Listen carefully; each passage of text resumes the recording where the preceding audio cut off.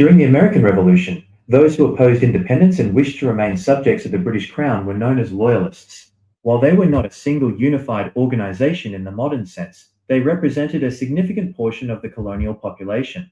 They were most commonly referred to by the following names. 1. Loyalists. This was the most common term for colonists who remained loyal to King George III. They believed that revolution was treason and that the colonies benefited from the protection and trade of the British Empire. 2. Tories. This was a political label used primarily by the Patriots, those supporting independence, to insult their opponents. It was named after the Tory party in Great Britain, which traditionally supported the power of the monarchy and the established church. 3. Royalists, or King's Men. These terms were often used to describe individuals who held official colonial offices under the Crown, or those who served in provincial regiments, loyalist militias, to fight alongside the British Army. Key characteristics of the Loyalist movement. Composition. They included wealthy merchants, Anglican clergy, and Crown officials, but also many enslaved people and Native Americans who believed the British would better protect their rights than the American revolutionaries. Military involvement.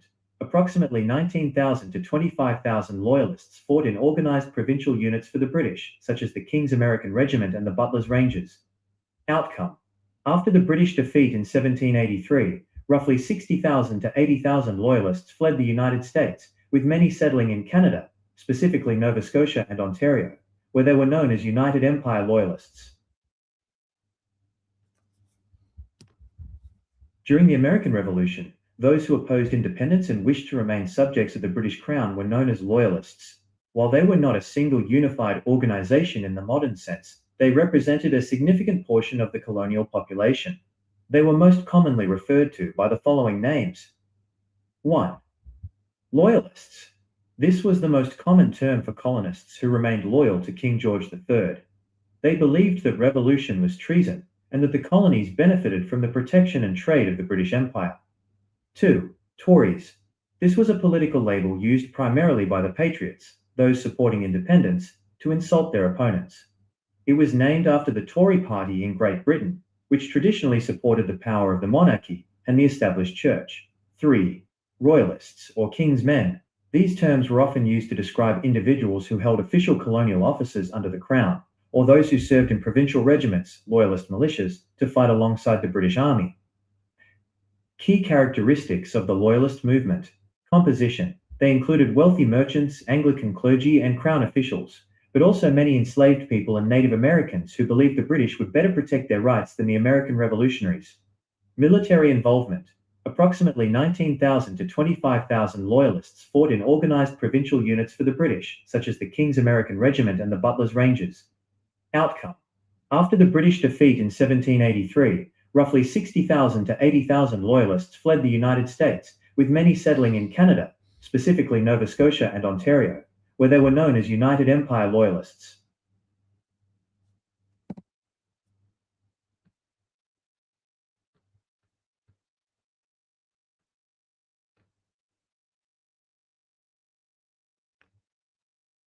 The transition of the Polish government in exile in 1990 is one of the most successful historical examples of state restoration, providing a clear blueprint for how a government can maintain legitimacy for decades without controlling its home territory. The Polish case highlights several key strategies that allow an exiled or shadow administration to eventually regain its status. 1. The principle of legal continuity. Unlike a group starting from scratch, the Polish government in exile, based in London, operated under the 1935 Constitution. They maintained that because they never formally surrendered or disbanded, they remained the legal continuation of the pre-World War II Polish state. This prevented a legal vacuum and allowed them to argue that the communist government in Poland was an interim, de facto authority rather than a legitimate one. 2.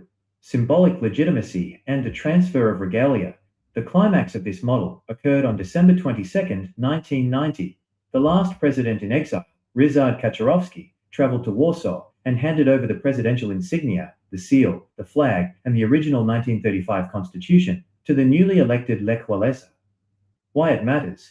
This act was not just ceremonial, it signaled to the world that the Second Republic had officially been restored. It linked the new democratic Poland directly to its sovereign past, bypassing the legitimacy of the decades-long communist era. 3. Preserving institutional identity. For 50 years, the London-based government maintained a cabinet, a president, and even a national council. By keeping these institutions alive, even in a limited capacity, they provided a ready-made framework for the state to reactivate once the political environment changed. This aligns with the idea that administrative readiness is just as important as political activism. 4. International networking.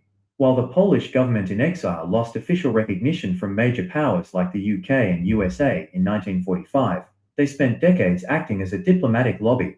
They kept the Polish question alive in international organizations, ensuring that the world never entirely forgot their claim to sovereignty.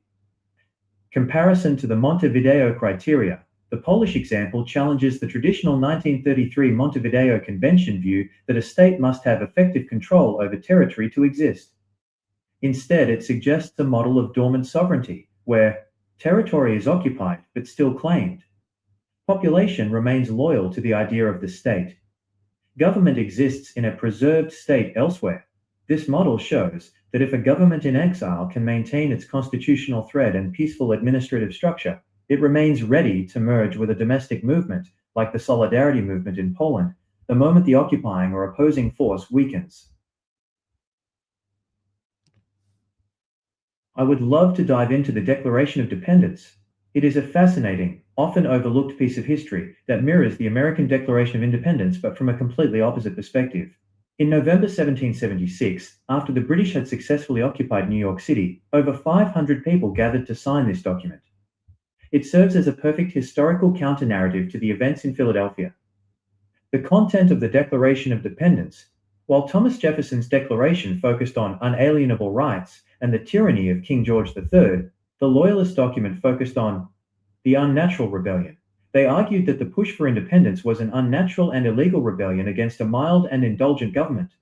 A plea for protection. The signers explicitly asked the British commanders to restore the civil government and protect them from the oppression of the Continental Congress. Reaffirming allegiance. It was a formal way for citizens to prove they were not rebels, which was critical for their safety and the preservation of their property while under British occupation. Why people chose to remain loyal. The reasons for staying with the crown were diverse, and often based on practical survival rather than just love for the king. Reason. Explanation. Economic stability. Many merchants relied on British trade networks and feared that independence would lead to financial ruin and a worthless new currency. Legal protection. Some believed the British Constitution was the greatest protector of liberty in the world, and that American liberty would lead to mob rule and anarchy. Religious oaths. Many Anglican, Church of England clergy and their followers felt bound by their religious oaths of loyalty to the king as the head of the church. Protection of minorities.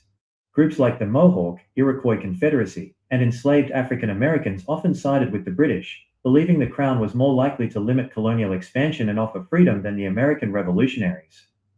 The silent majority? Historians estimate that roughly 20% of the population were active loyalists, while many others remained neutral, simply trying to survive the conflict. For many, the American Revolution felt less like a glorious war for liberty, and more like a civil war that tore families apart. Would you like to explore the specific stories of any of these groups, such as the Black Loyalists or the Native American tribes that joined the British side? Good afternoon, good morning, good evening. Depends on your time and location. From my location, it is good afternoon from my location. I welcome you, and as I welcome you, please, I urge you to endeavor to welcome one another by only like and share the program so others will see us, and as you continue commenting different things, depending on what we are doing, then the YouTube will continue pushing the message or the YouTube to come forward so people will understand what we are doing. Before we proceed, I have those I want to greet in the comment section. I see you, Amadi Shigozie. Greetings, Biafra. I see you, Asusolo. He said, good morning from my location. Good afternoon from here to you. And I see Amadi said, comment, like, and share, which is one of the most important things to do. Then I see Ucharafel. Ucharafel, I don't know, from your network, it not always allows you to enter. So it's from your network. And those sometimes you use a short name on YouTube, so it can allow you to comment or it can allow you to enter from the link. When your name is too long, network will be dragging you down. I always see you try to bring your but he said you cannot, and your own is not connecting from your mic, so which is from your network. Thank you so much. So I see Ahmad said the code of this platform, which everybody must know, is hash I am a citizen of United States of Biafra. Number 2, hashtag Nigeria must go. Biafra is a nation. Thank you. I see Mommy Doreen. Good morning, Re Biafra TV and all here. Thank you also, Mama. Good afternoon from here. Then I see Uche Jiofo. Thank you so much all the way from homeland.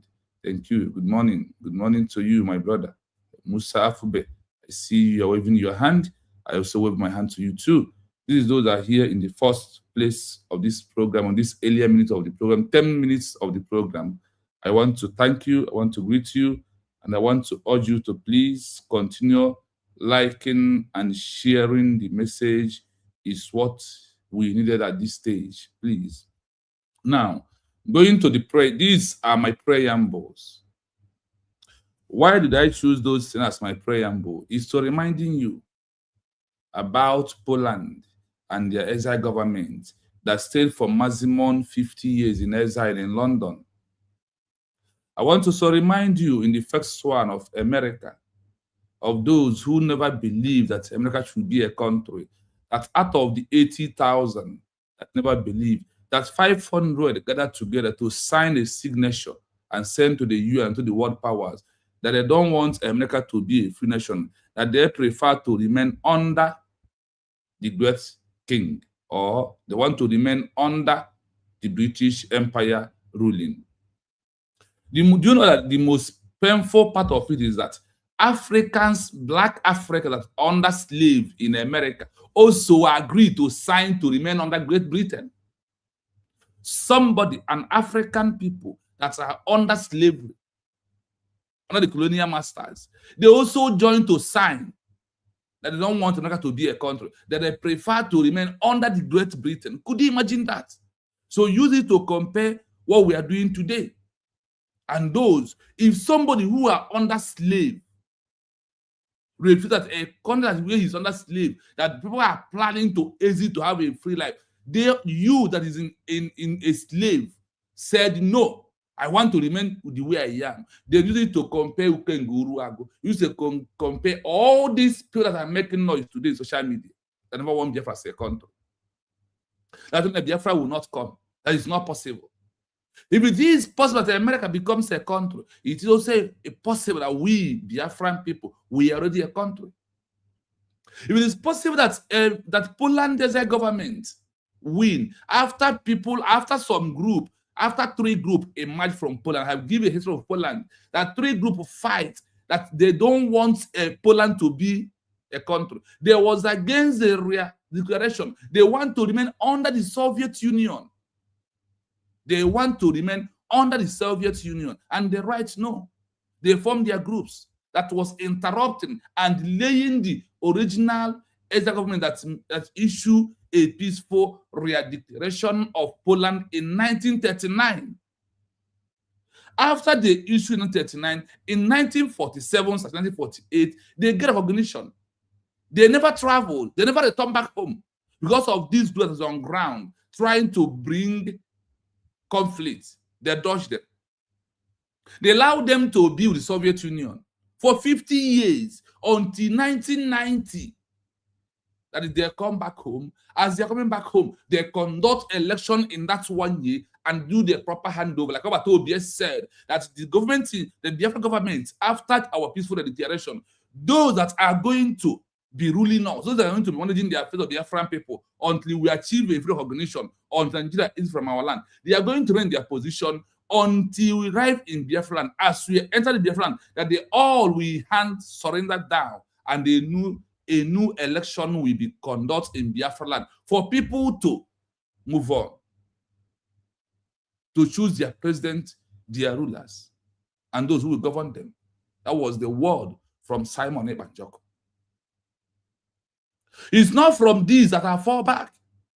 It is from those 4 men or 4 executives he chose to select those that are going to start immediately after our declaration that they are going to be the one to pilot the affairs of the Biafran people as the government of the people. This is what transpired also in Poland. It happens in Poland. Then those that never want America to be a country, those that the 56 Continental Congressmen that signed that America should be a country, these 500 and the 80,000 was calling them terrorists. They said that they have committed treason. Is it not the same thing you heard from Ogenkere? Is it not the same you heard from Chiamaka Ajere? Is it not the same you heard from Adadio Rama? Is it not the same you heard from all these one Nigerians today? The same is happening. History is repeating. I want to know that there is nothing we are doing. That nothing is happening to us today that has not happened somewhere before. Whatever that is happening in this movement has happened before.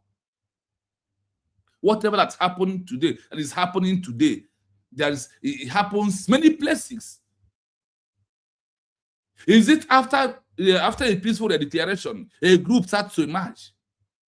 It has been there. So I want you to know that all these things will happen because it happened that the Biafra we are fighting is not different from how others fight it. Take it or you leave it.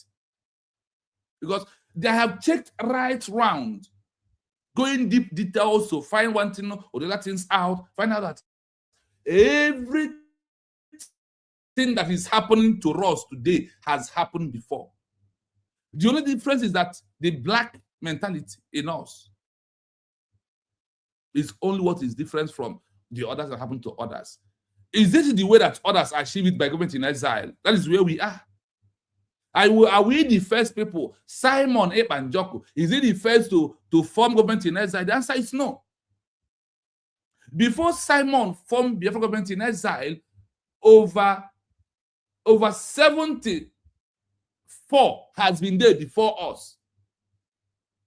Before Simon formed the government in exile, over 74 exile governments has been existing before us. Those that existing before us, they have challenges. They have people that are countering what they are doing. They have those that are against them. They have those that are against them.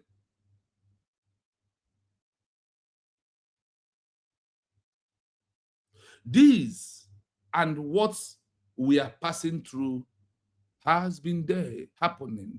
It is when it's got to your time, you think that is, hey, it's in my own time, is happening. Is it that this Biafra we are fighting for is different from how others fight their own? It's a pure lie. It's the same way, the same method, the same betrayal, the same saboteurs, the same forming gang, the same group.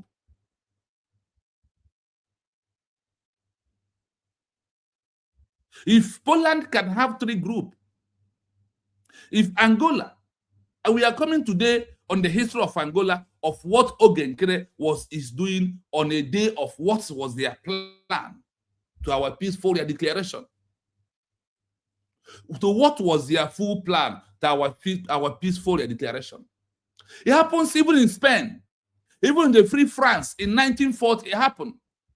Even in the 1939, it happened in Spain.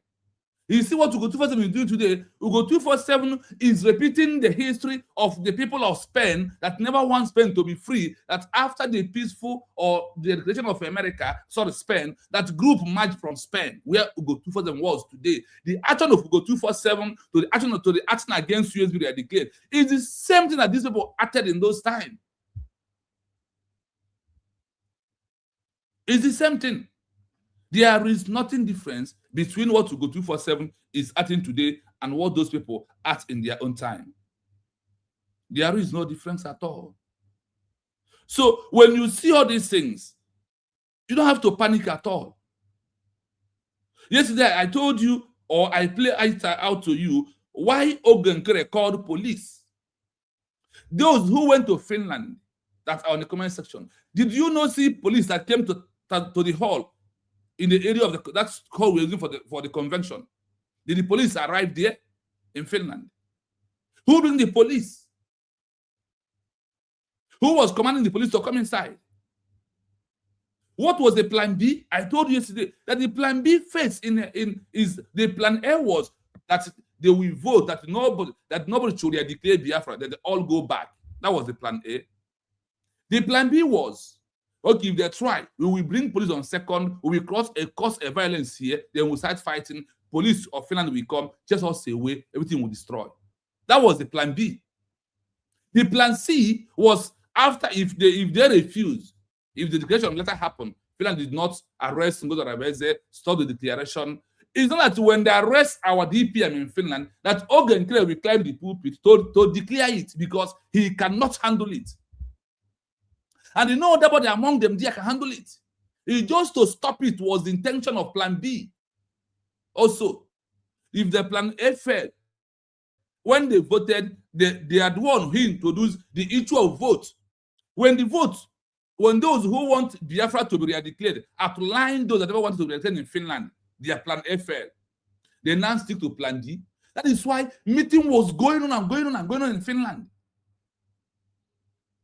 Meeting was going on, even on 29th it was being declared. Their group continued their meeting. They continue what they are doing to stop the declaration. But it was too late for them because the Chukwu Okabiama, who put the words from Masna Khan that Biafra will be redeclared through a miracle, it was redeclared, really. It was redeclared. Then, when they are waiting on Friday, the declaration has been done. The arrangement was when Ogenkere arrived in Finland in their meeting, they told the police the day on 18th on the 28th, 27th they arrived. The arrangement was they went to police and make an agreement to police. You will come on the 2nd. There is going to be a fight.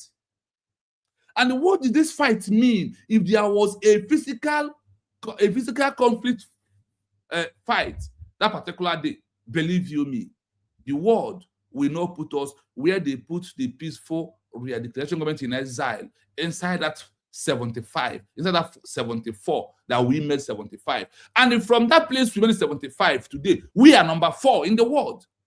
Because of what? That day on the 29th was so peaceful and calmful. People was rejoicing, shouting USB, USB, USB.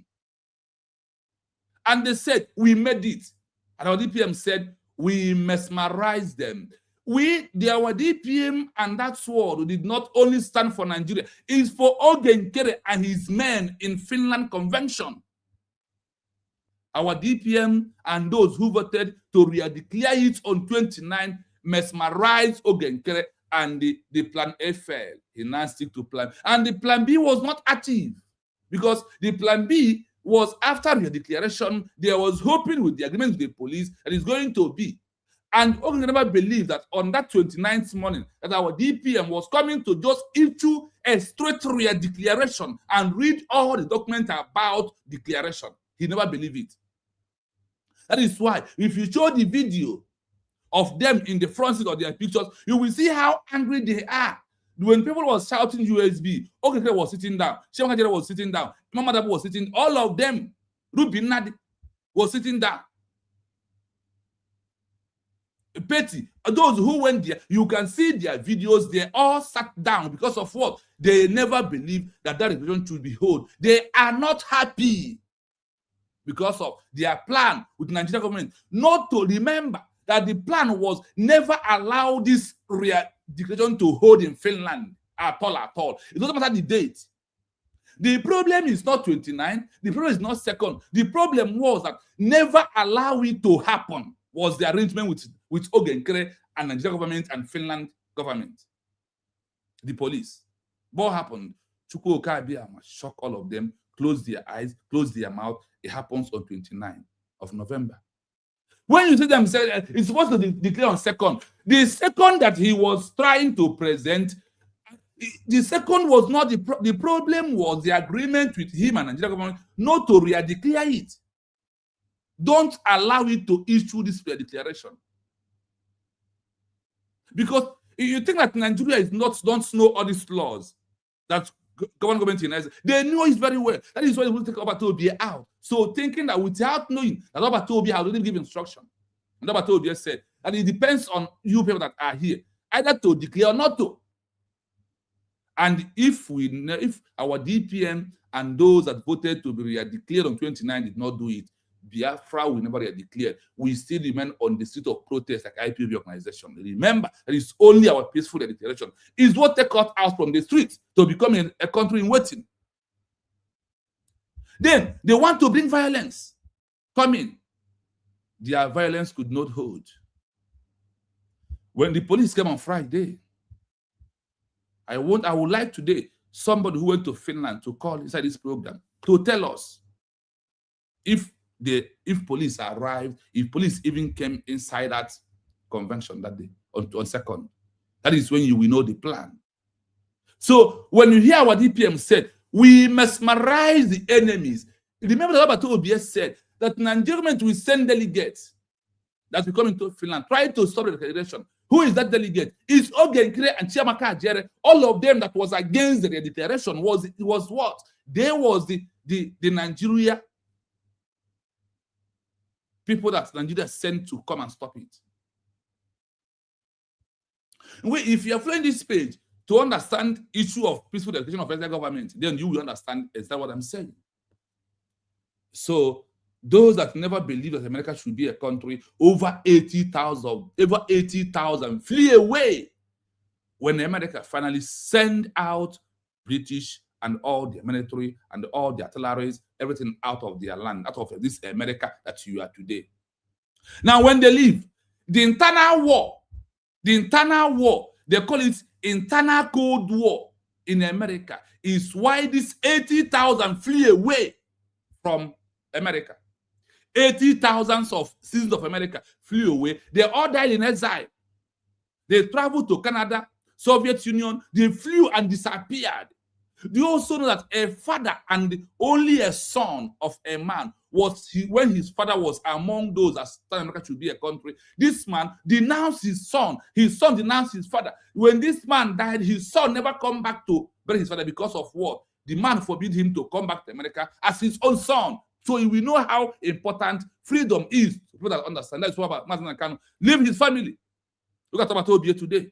Understand the importance of words, freedom, for you to have your own nation. It's only when you have your own nation with the same ideology, with the same language, you can be able to move and transit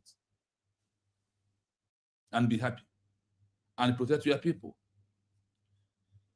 So I will play all these things I mentioned right now back to you. After that, then we will transit into today's program fully. So, listen, I will start from America. The 80,000, they flew. And the names they called those that believe that America should be a country of their own. So, whatever you said is happening today, our own case is not different. I want you to know that our own case remains the way it is with other people. It's only a matter of time. And I want you to know that why some of them it was easy for them, because they did not have the mineral resources we have today. It's because of these mineral resources that is in Biafra land, the crude oil, the palm oil. Today, it's not about longer palm oil again. It is about the crude oil. That is why we are here. That is why it's like our own is a little bit different. If Namibia can succeed from South Africa, we, the Biafran people, we must succeed. If Eritrea or etc., we succeed from Ethiopia, we must succeed. And we already succeed. Listen to this. The people who opposed the independence of the United States, the people who opposed the 1776 Declaration, were the known by independence of several America. specific names, ranging from formal titles to insulting political labels. 1. Loyalists. This was the most common and neutral term. These individuals believed that remaining part of the British Empire provided better security, economic stability, Like and Joe legal Bika, protection Ike for a new, Nguruagu, untested government. Joe Ibokwe, 2. all Tories. these names. This was the most popular and often derogatory name used by the American patriots. It was borrowed from the Conservative political party in Britain, the Tories. who were strong supporters of the king's authority. To call someone a Tory in 1776 was often an accusation of being an enemy to American liberty. 3. Friends of government. This was a more formal, self-applied title. Many who opposed the revolution used this term to emphasize that they were law-abiding citizens who supported the established legal order and the legitimate government of the crown. 4. Royalists, or kingsmen. These terms were frequently used for those who took an active role in supporting the British, such as government officials, Anglican clergy who had sworn an oath to the king, or those who joined military units to fight against the Continental Army. 5. Persons inimical to the liberties of America. In official documents and legal proceedings of the time, the Continental Congress and local committees of safety often used this formal legalistic phrase to identify and punish those suspected of British sympathies. Notable groups and documents. The Declaration of Dependence, 1776. In November 1776, just months after the American Declaration, over 500 people in New York signed a Declaration of Dependence. This was a formal reply to the Continental Congress, stating their continued allegiance to King George III. United Empire Loyalists. This is the name specifically given to the approximately 60,000 to 80,000 people who fled the United States after the war to settle in British North America, now Canada. They are considered the founding fathers of modern Ontario and New Brunswick. Do you want to know a country called Ontario is Indians of America that's run away because America becomes a country. They are the one who form a country called Ontario today. You see that history is there. You see how enemies run away. The same thing Namibia people did. Namibia packed those who fight against them, bring them between the Namibia border and South Africa border, leave them there. They are the one today fighting to exit from South Africa again. The Namibia people that was rejected by Namibia they are the one today fighting to exit from South Africa. Today it's happening in South Africa again. I've given you their name in the past. About the specific reasons why some people chose to remain loyal, or perhaps more about the Declaration of Dependence they signed in response to 1776. I hope you had it. The over 500 American citizens, including the Anglican clergies, including the Black America who were slaves then, also agreed to sign that they prefer to remain under Great Britain. The way you see Kenguru Ago, the way you see Jovica, the way you see all these people, Peter Obi and all of them who want to remain under Nigeria. They do not want to remain under Nigeria because of Nigeria is sweet for them. No, they want to remain under Nigeria because of the money they have made and the name they are choosing. They have made for themselves. That is the only reason why. Because in Biafra, they will become nobody. This is for America. And I have played it to you so you can hear it clearly. Over 80,000 flew away. They went to Canada, Ontario. You know a country called Ontario today is American citizens are those who reside there. They are the one made of that country. Imagine, they exit from their country. Look at where they are. It's coming to happen to you. It's against USB we are declared. Now, when we talk about transition of a government in exile, you continue being an IPOB member, blabbing, shouting, ranting, making protests. You think that is how to achieve a new country? The answer is hell no. The transition of the Polish government in exile in 1990 is one of the most successful historical examples of state restoration, providing a clear blueprint for how a government can maintain legitimacy for decades without controlling its home territory. The Polish case highlights several key strategies that allow an exiled or shadow administration to eventually regain its status. 1. The principle of legal continuity. Unlike a group starting from scratch, the Polish government in exile, based in London, operated under the 1935 Constitution. They maintained that because they never formally surrendered or disbanded, they remained the legal continuation of the pre-World War II Polish state. This prevented a legal vacuum and allowed them to argue that the communist government in Poland was an interim, de facto authority rather than a legitimate one. 2. Symbolic legitimacy and a transfer of regalia. The climax of this model occurred on December 22, 1990. The last president in exile, Ryszard Kaczorowski, traveled to Warsaw and handed over the presidential insignia, the seal, the flag, and the original 1935 constitution to the newly elected Lech Walesa. Why it matters? This act was not just ceremonial. It signaled to the world that the Second Republic had officially been restored. It linked the new democratic Poland directly to its sovereign past, bypassing the legitimacy of the decades-long communist era. 3. Preserving institutional identity. For 50 years, the London-based government maintained a cabinet, a president, and even a national council. By keeping these institutions alive, even in a limited capacity, they provided a ready-made framework for the state to reactivate once the political environment changed. This aligns with the idea that administrative readiness is just as important as political activism. 4. International networking. While the Polish government-in-exile lost official recognition from major powers like the UK and USA in 1945, they spent decades acting as a diplomatic lobby. They kept the Polish question alive in international organizations, ensuring that the world never entirely forgot their claim to sovereignty.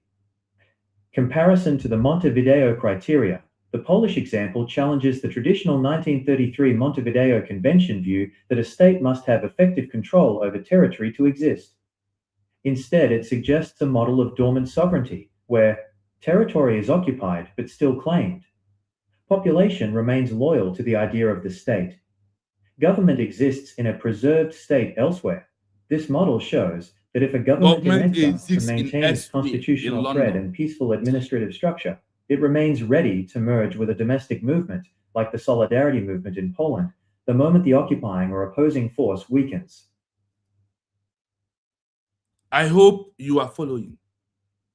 Why am I refreshing your mind? I want to know that if you are IPOB, I play this for you. If you are against Westbury, you are declared, I played America for you, history of America for you. And today you're in America.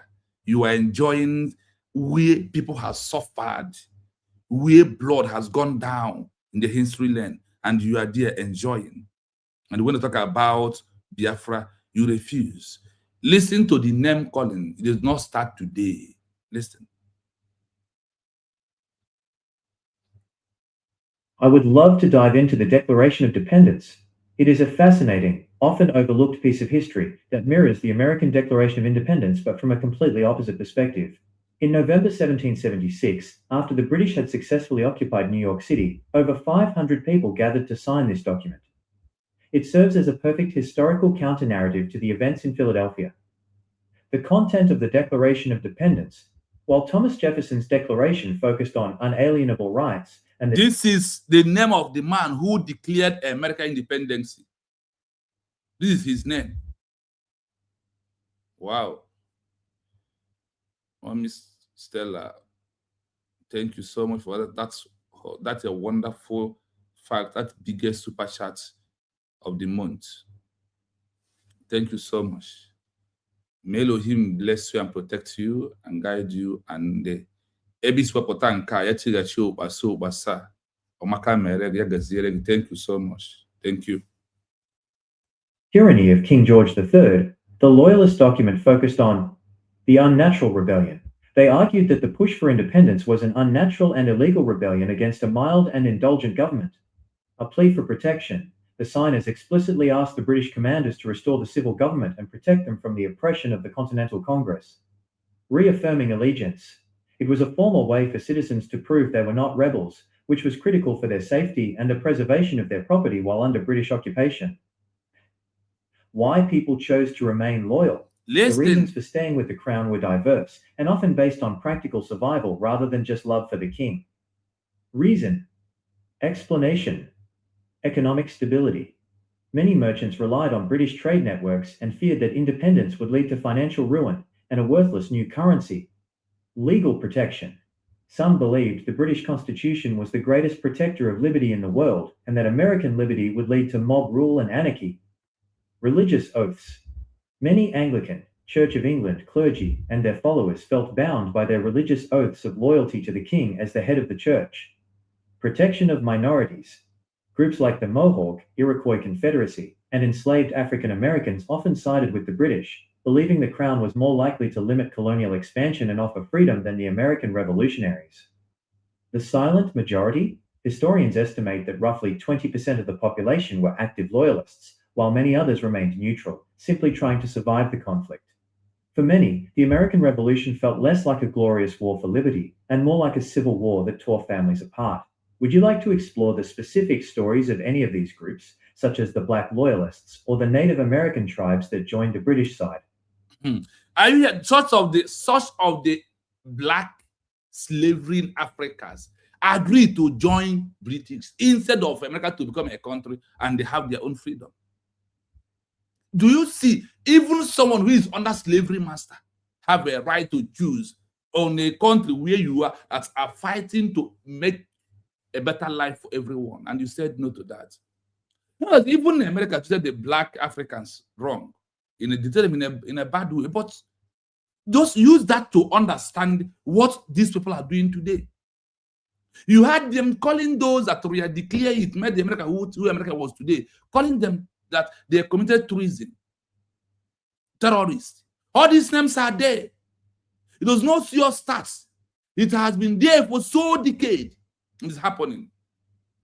So before we dive into our today's program, as you can see the headline, please, dear friends, I want to join me to thank Mommy Stella. Please, please, just one prayer for her. One prayer, please, dear friends. Yes, I know where it starts. From James Chigozie, my brother, you are welcome to the platform. Thank you so much for all you do. What is important to me is not greed. What is important to me is to stand on the protocol of this platform. What is that protocol? Hashtag Nigeria must go out of Biafra land. That is this that's not come out from our DPM. Is just type it here. That is better for me to greet me. Honestly. Hashtag I am a citizen of the United States of Biafra is important. That is important than to acknowledge me. When you type this name USB on my comment section, hashtag I am a citizen of United States of Biafra, you have greeted me, believe you me. It sweet me from my heart, fully joy will full over me. Whenever is that comment in my comment section, because you know what that comment is doing. You don't know until you understand it. That is why I'm always asking you that this comment first before greeting me, please, because USB declared Unity of Biafra is more important to me than good morning or good afternoon or good evening. I want to tell you the truth. I want to tell you the truth. Oba, I see you. Good afternoon from here. Welcome. And if you are here, you never do hashtag, you are not supporting the page. You are not until you do it. Mommy Stella, I greet you. Thank you so much. Eubechuku, I greet you. Chris Biafran son, thank you so much. You can see our headline here. Exposition Ogenkere and the group, repeating what some group like Spain, what some group like Spain in 1939, Free French in 1940, Angola in 1970. This not Ogenkere them are doing today. This that is Hugo 2 for them are doing today. It happened in Spain also. And as we are diving into that, then you will understand it clearly. Why history is repeating in all that we are doing, in all. Aloy Anton, I see you. Thank you so much. Triple M, Ogenkere, I greet you. Thank you so much. Thank you so much. Thank you.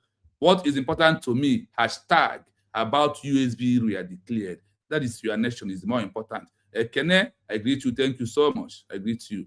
Thank you. Thank you. If you are not doing hashtag, I am a citizen of United States of Biafra, I am not satisfied with your comment.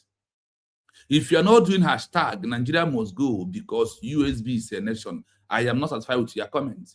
I can only be satisfied when you do these two things. These two things, please, please, I urge you to do that. That gives me joy. So we are going to go into our program today. And our program today relies on the attitude of what Ogenkere is trying to do. If on that day of our peaceful declaration in Finland, if anything like fights happens that day, everything, what we are claiming today, that this is a peaceful declaration, that's a new law, that 21st century law stand with it, it would have been damaged. It could have been damaged. So let's see, like I said, where such a history of what you are seeing today has happened. But I greet you. Thank you so much. Thank you. So listen to this direct. Remember the headline. Remember the headline. So know that our headline is, hold on, because I want to remind you the headline so you will understand. Exposition Ogenkere and the group repeating what some group did in Spain in 1939, Free French in 1940, Angola 1970. Let's listen to this. History shows that when a government in exile or a liberation movement experiences internal violence on the day of its formal declaration or at a critical turning point, the international recognition they seek often stalls or is permanently denied. International bodies, like the UN or EU, look for administrative stability. When they see fighting between leaders, they often reclassify the movement from a government to a factional dispute. Here are historical examples and precedents where internal conflict directly blocked international recognition. 1. The Spanish Republican government in exile, post-1939. After the Spanish Civil War, a government in exile was formed. However, it was plagued by intense internal fighting, including physical and political confrontations between different socialist, anarchist, and liberal factions. The result: because the leaders were constantly fighting over who was the true representative, major powers like the UK and the US eventually stopped taking them seriously. By the 1950s, the UN recognized the Franco government instead, largely because the exile government could not prove it was a unified, stable alternative. 2. The Free French, 1940s, a near miss. In the early days of World War II, Charles de Gaulle's Free French movement faced serious internal challenges and rivalries with other French generals, like Henri Giraud. The incident: at one point the rivalry was so intense that the Americans and British were hesitant to recognize de Gaulle. President Roosevelt famously disliked him and considered him a self-appointed leader. Why it matters. If de Gaulle had not successfully suppressed internal dissent and presented a perfectly unified front to the Allies, the US was prepared to recognize a different, more cooperative French leader, which would have split the movement and cost them their seat at the table of world powers after the war. 3. The Angolan liberation movements, 1970s. Before Angola gained independence, there were three main groups: the MPLA, FNLA, and UNITA. The violence: instead of a peaceful joint declaration, the groups began fighting each other physically in the streets and at their own administrative centers. The result: this internal violence led to a massive civil war. Because they couldn't unite for a peaceful redeclaration, international recognition was split. Some countries recognized one group, others recognized another, and the country was denied the stable, unified international standing it needed to rebuild. 4. The Republic of Ambazonia, recent/ongoing. This is a modern example of a movement seeking independence in West Africa. The conflict: the movement has suffered from severe internal schisms, where different presidents have called for the arrest of one another and physical clashes have occurred between their supporters. The eye of international bodies: because of this leadership chaos, the African Union and the UN have largely ignored their calls for formal recognition. The internal violence gave the international community a reason to look away, labeling it as internal instability rather than a legitimate state-building project. Why violence kills recognition? Based on international legal standards, like the Montevideo Convention, here is why the actions you described, police calls and physical fighting, are so damaging. The effective power test. International law asks, does this government have the power to keep the peace? If the police have to be called to stop your own members from fighting, the answer is no. The one-voice rule: diplomats want to know exactly who they are talking to. If there are 2 or 3 people claiming leadership and fighting physically, the UN will refuse to talk to any of them to avoid taking sides in a domestic brawl. Host-country relations. If a declaration happens in a country like Finland, the Finnish government is very sensitive to public order. If a convention leads to police intervention, the host country often bans future meetings, which cuts off the movement's diplomatic lifeline to Europe. In the case of the November 29, 2024, redeclaration, maintaining a peaceful, orderly environment was likely the only way to prove that the movement followed the 21st century law model rather than the rebel model that international bodies usually reject. I hope now you will know the intention of Ogenkere. What of China Sanwo-Olu today? Are they not claiming fighting for Biafra as a country with IPOB in their own way against Mazen and the Khan, against ESN to Nigeria government? Do you see why these people and what they are doing? Now, do you see the intention of Ogenkere? See, when you read a good history, there is a bad history, and somebody wants to repeat a bad history. That is why you see their picture here today, because of this program. And you see that woman who understands what it means, the violence, she draw away from that. You had it here that even in Spain, where Ugo 247 was, that a group rose up, a group started against the declaration of Spain in 1939. Let him go and check the history of Spain, so he will know the action, his words, and his saboteur mind, what he's representing. He is representing those that never want Spain to become a country. And he's here today. Go 247. He is here, repeating this history of these people that was against the government that we had declared Spain. The Spain formed from heaven. We go 247. Tell us how Spain becomes a country. Let us see where what you are doing today fall into.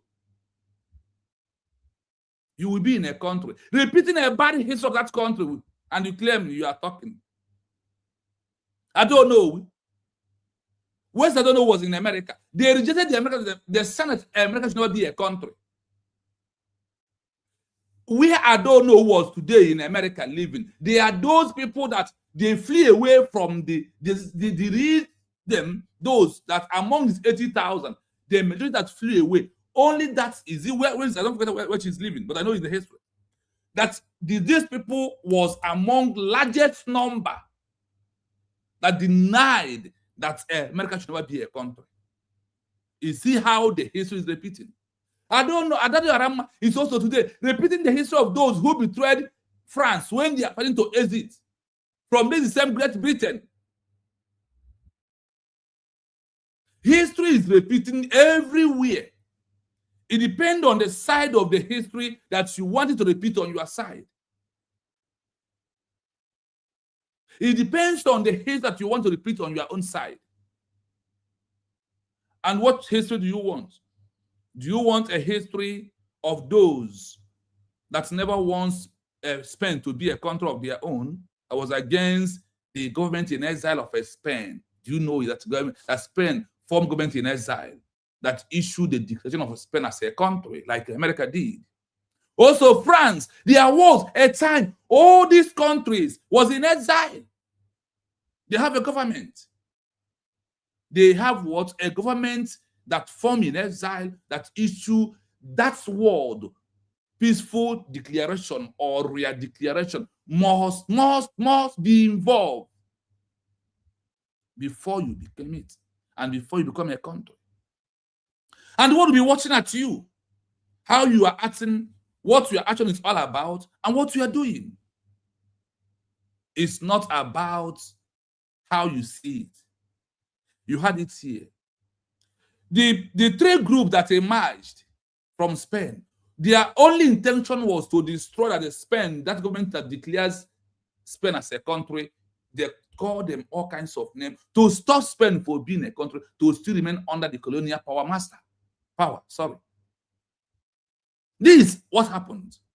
And the country where you are today, which history is repeating where you are? Which history is repeating where you are?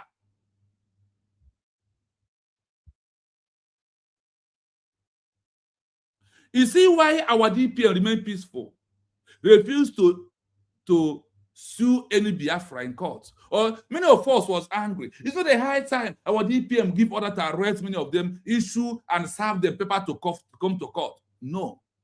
If she does that, she's not peaceful. When you are peaceful, you got to let anything that want to interrupt you being peaceful. And the peaceful side of a real declaration of government in exile is on a high level. It's where? It's on a high level. It's not just it's a peaceful declaration.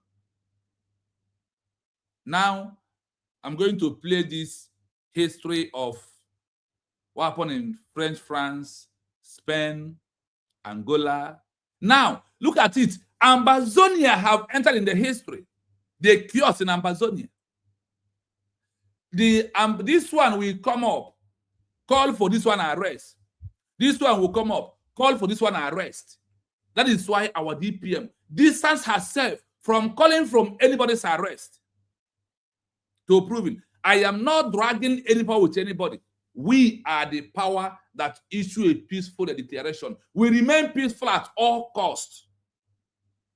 That's what we are seeing she's representing, or the history that is repeating on the side of our DPM and cabinet members. They are repeating the history of peaceful re-declaration, exile government that is in authority. She doesn't drag in power with anybody. Listen to this. Listen.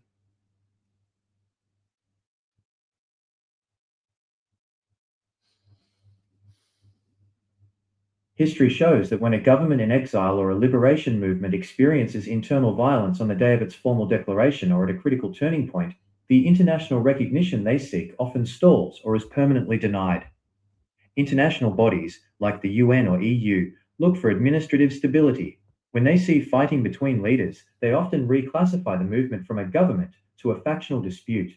Here are historical examples and precedents where internal conflict directly blocked international recognition. Listen. 1. The Spanish Republican government in exile, post-1939. After the Spanish Civil War, a government in exile was formed. However, it was plagued by intense internal fighting, including physical and political confrontations between different socialist, anarchist, and liberal factions. The result: because the leaders were constantly fighting over who was the true representative, major powers like the UK and the US eventually stopped taking them seriously. By the 1950s, the UN recognized the Franco government instead, largely because the exile government could not prove it was a unified, stable alternative. 2. The Free French, 1940s, a near miss. In the early days of World War II, Charles de Gaulle's Free French movement faced serious internal challenges and rivalries with other French generals, like Henri Giraud. The incident: at one point the rivalry was so intense that the Americans and British were hesitant to recognize de Gaulle. President Roosevelt famously disliked him and considered him a self-appointed leader. Why it matters. If de Gaulle had not successfully suppressed internal dissent and presented a perfectly unified front to the Allies, the US was prepared to recognize a different, more cooperative French leader, which would have split the movement and cost them their seat at the table of world powers after the war. 3. The Angolan liberation movements, 1970s. Before Angola gained independence, there were three main groups: the MPLA, Angola in Africa. Listen, you. The violence. Instead of a peaceful joint declaration, the groups began fighting each other physically in the streets and at their own administrative centers. The result: this internal violence led to a massive civil war. Because they couldn't unite for a peaceful redeclaration, international recognition was split. Some countries recognized one group, others recognized another, and the country was denied the stable, unified international standing it needed to rebuild. 4. The Republic of Ambazonia, recent/ongoing. This is a modern example of a movement seeking independence in West Africa. The conflict. The movement has suffered from severe internal schisms, where different presidents have called for the arrest of one another and physical clashes have occurred between their supporters. The eye of international bodies. Because of this leadership chaos, the African Union and the UN have largely ignored their calls for formal recognition. The internal violence gave the international community a reason to look away, labeling it as internal instability rather than a legitimate state-building project. Why violence kills recognition? Based on international legal standards, like the Montevideo Convention, here is why the actions you described, police calls and physical fighting, are so damaging. The effective power test. International law asks, does this government have the power to keep the peace? If the police have to be called to stop your own members from fighting, the answer is no. The one-voice rule. Diplomats want to know exactly who they are talking to. If there are 2 or 3 people claiming leadership and fighting physically, the UN will refuse to talk to any of them to avoid taking sides in a domestic brawl. Host country relations. If a declaration happens in a country like Finland, the Finnish government is very sensitive to public order. If a convention leads to police intervention, the host country often bans future meetings, which cuts off the movement's diplomatic lifeline to Europe. In the case of the November 29, 2024, re-declaration, maintaining a peaceful, orderly environment was likely the only way to prove that the movement followed the 21st century law model rather than the rebel model that international bodies usually reject. I hope you are listening. You know, when we are here to do something. What we are here to do is to give you the histories where it has happened. In Spain, where Ugo 247 is living today, 3 groups after the Civil War, 3 groups emerged in 1939.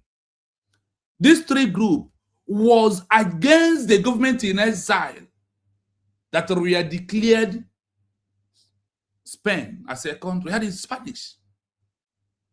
This 3 group was not before the Civil War that Spain lost their territory and they have to run into exile to re-declare it back.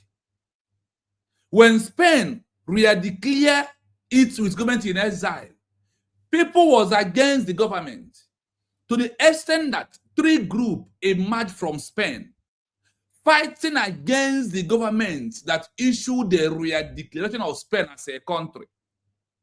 Today, with the actions on what Ugo 247 is doing, Ugo 247 has been in the line of those that never want Spain. If Ugo 247 was a Spanish person, then he's in the line of repeating the history of those that never want Spain to become a country. That is where Ugo 247 falls. If Ugo 247 was in France, when they used Free France to fight for independence of France, Ugo 247 automatically fall among those that never want France to become a country, like Tade Oramma, repeating the history of those that never want France to become a country. It's that all this that we are passing through today, that our own case is not different. It's what other people has passing through and become a country today is what we are passing through today.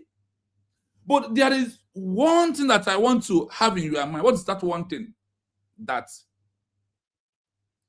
you see, once a government, that first government that issue a peaceful declaration, once they prove effectiveness, once they prove the capacity to govern, when they prove there is a population, when they prove peaceful to the last, the world recognize them. When you declare it and you have some people that never supported, that they are against you, the many groups has emerged, this one and this one, the world will just remain. They will remain to watch all of you. Because they said, we want to know who we are talking to. With the activities of our DPM and all the cabinet members, the world has already been talking to US government through our Deputy Prime Minister, Dr. Ngozi Orabueze. How? Example of it is that in the executive government of the 75th government in the world, she is the one that when it's come to the United States of Biafra government-in-exile, her name is there. And that is also what brought us in the map of the world at this 21st century. Remember that coming back to the world was this 2026 that USB, that United States of Biafra has come back into the map of the world. In this way, this 2026, and whenever you talk about USB that declared as a country waiting, the name Dr. Ngozi Orabueze will appear. So the world knows who to talk to because of what? She maintained a peaceful. When we are trying to be angry that she in a rightful position to be the one to sue Ogenkere or all people are making noise today, she remained peaceful. She remained calm. Why? Because the world, their eyes is watching what she's going to do. If she replied Ogenkere by suing Ogenkere at any court in America, she is not peaceful. The movement is a violence move, proving that we are dragging power, we are dragging authority. But for her to remain peaceful and allow Ogenkere and his cohort and doing their madness simply mean that she understands the criteria of the world and how the world are looking. And what it simply means, a peaceful declaration, there will be no violence. The thing of Ogenkere in Finland, like I did yesterday program, was to stop the declaration in all. That nothing like declaration to happen at all. Nothing like declaration to happen at all at all. That was a plan with Ogenkere and Nigeria government. Those that went to Finland, I want you, when I put the link, to come in to tell us, did you see police in that convention hall? Did you? Did the police appeared and calling our DPM at all? Did the police appeared? Did you see police? If you know you see police in Finland, when I put the link, I want to enter to testify. Then I will give more details why Ogenkere called police with Chiamaka Ajere, Imam Maduab. When you look at the pictures of them in the seat where they are sitting, where people were standing up, jubilating, and enjoying that USB has been declared, do you see them being happy? They sat down on their seat. Imam Maduab crossed his leg. Ogenkere crossed his leg. Chiamaka Ajere crossed it. All of them were seated. On the day of protest, do you see Ogenkere in Finland? When all of you was in Finland, did Ogenkere appear in that protest? He was arranging with police because he has failed Nigeria government woefully.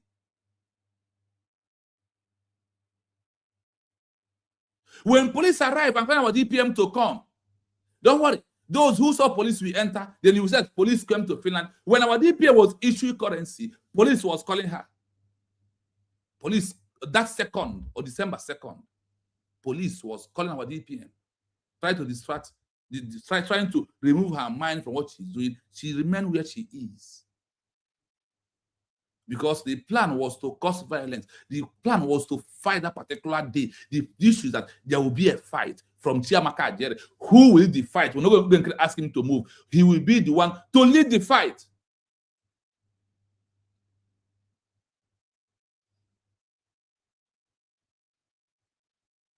Yes, the protest was peaceful in Finland. But my question was, did Ogenkere appear in that protest? Did Chiamaka Ajere appear in that protest? Did Mama Daba appear in that protest? Did they stand where camera captured all of you that was there? I want to know. Yes, Madam Mommy Stella, you said he was there. Did you, on the day of that protest, did you see Ogenkere? Did you see Chiamaka Ajere? Do they stand? That is when you understand what I'm saying. They never come to that protest, but they are the one claiming that they come protest for Obato Obie in America. Could you imagine? You see, the damage control, they did not appear. Thank you so much. Okay, beauty. Chris said, yes, the police came to the hall when Biafra currency was being done. Exactly. I am not in Finland, but we watch every movement. And we ask questions. Why did the police appear in the first place? Why did the police involve in that peaceful declaration? Is the question that need to answer. And who called the police? When you was doing that declaration in Finland, did our DPM call police? Did the cabinet members call police? The police was being sent by Ogenkere and his gang. Because you enter Finland. Many of Ogenkere entered Finland on 28, 27, 28. He entered with his cohort. What happened? They went to police to rearrange how to stop the declaration. Did the cabinet members, when vote was going on to vote that we should have declared, that the message was that Obato Obie said, do not declare. And the meeting hold that we should declare. Did you connected a vote? Where did Chiamaka Ajere vote? Where did Mama Dabu voted? Where did the where did all of them that are against you declare voted today? Are they not one who voted that we should not declare, that we should go back home?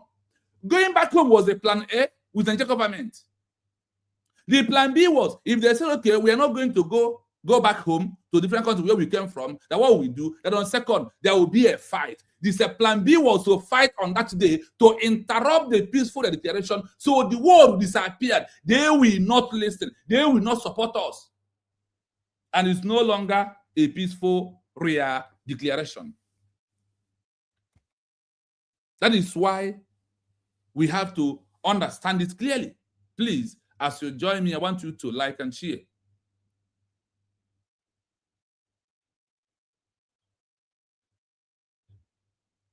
Yes, Triple M. The police came on the 2nd of December 2024, which was the internal arrangement. That is the plan B. December 2nd was the plan B. The plan A was that vote, that there will be no vote, that nobody should declare it at all. Not that see, when they are presenting to you their group, they will be presenting that the problem was, why did she declare it on the 2nd? The date that it was declared is not the problem. The problem was the arrangement with the Nigerian government. That's why they took up at OBA away, for the event not to hold on, for the event not to happen, for that peaceful declaration not to happen. That is the reason why they voted. And who issued the vote? Who wants to replace OBA? Within 24 hours is to give order. Ogenkere with the money has agreed. Okay, let us put you in the position. Then you, as the acting prime minister, should say that, to tell us that no real declaration, the matter dies. But being that Chukwu Okabiam knows that Chukwu Okabiam has masterminded that Biafra should be a country. Moreover, from November the 20th, 2024. Let me tell you this. Okay, and even in English language, when a man proposed, God disposed. When God disposed, no man can. When God proposed, no man can dispose. That is what happened in Finland. Chukwu Okabiam has proposed that Biafra will be re-declared on November 29. It's not by anybody's power. It's just by that we agreed. Then how that agreement of 2029, those who voted, is those that work with the spirit of Chukwu Okabiam, the spirit of our fallen heroes, the spirit of our ancestors in Finland. Because the spirit of our ancestors followed those that were declared on November 29 to Finland.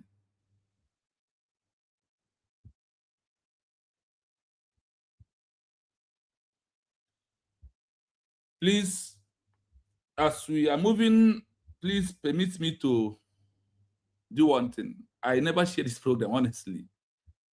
I never share the program to my group. And please, I need that time to share it. So as we continue, because to share the program is very important also. So other people will join us and understand that we are here to do the needful. As I am sharing the program very fastly, I will keep the house busy with another important message that we all deserve to know. Because what we are doing, honestly, as the Spirit leads us, is how we are going to be doing it. We must prove that we are peaceful, and USD government is proving how peaceful the movement is. I see new people here today. Shidwe Emmanuel, for a very long time. I hope you are good. Ebere, I see you. Thank you so much. Thank you so much. I hope you are okay. Shidwe Emmanuel, I was sometimes looking for you. I hope you are good, my brother. You are welcome. You are welcome. Thank you so much. Thank you so much for coming today to be among those on this platform today. Honestly. Thank you. Thank you. Let me tell you, when Ogenkere fails to stop the declaration, Nigerian government happened to go to America to lobby with $9 million. You don't understand the game. I want you to be connecting all that is happening. Nigerian government think that Ogenkere can stop their declaration.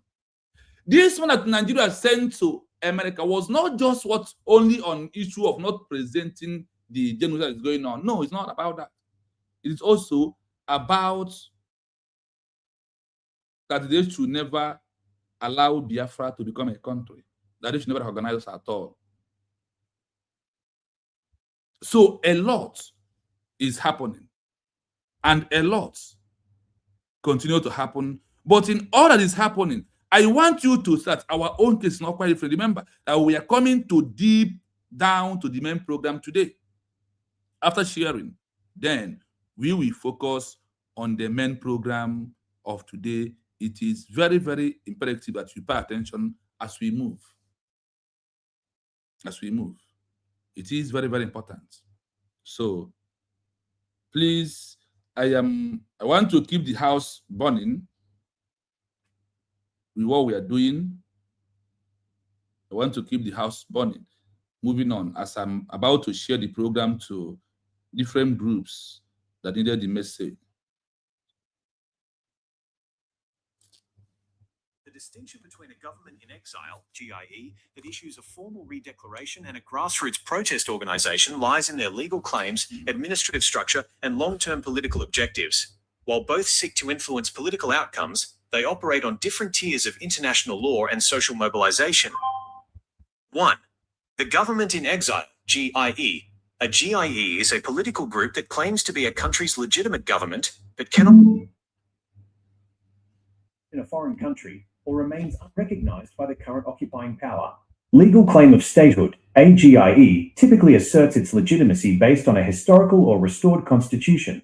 By issuing a formal redeclaration, such as during a day of remembrance, it attempts to meet the criteria of the Montevideo Convention, specifically the claim to a defined territory and the capacity to enter into relations with other states. Administrative hierarchy. Unlike a protest group, a GIE establishes a formal cabinet, Prime Minister, Ministers, Chief of Staff. It produces official documentation, maintains diplomatic channels, and may issue passports or identity papers to assert its administrative existence. Diplomatic strategy. The focus is on external recognition. They engage in lobbying and international legal filings to be recognized as a quote, quote, quote, quote, quote, quote, a quote, quote, a quote, quote, quote, a quote, quote, a quote of activists. Symbolism. Using a hero's remembrance day for a redeclaration serves to link the current movement to historical legal precedents, signaling to the world that the movement is a continuation of a state, not a new rebellion. 2. The protest organization. A protest organization is a social or political movement designed to pressure an existing government for change from within or to raise awareness. Action-oriented. The primary tool is civil disobedience, marches, and public demonstrations. Their power comes from the number of people they can mobilize on the ground. Legal status. Usually these are registered as NGOs, non-profits, or stay unregistered as informal movements. They do not claim to be a government, but rather a voice of the people.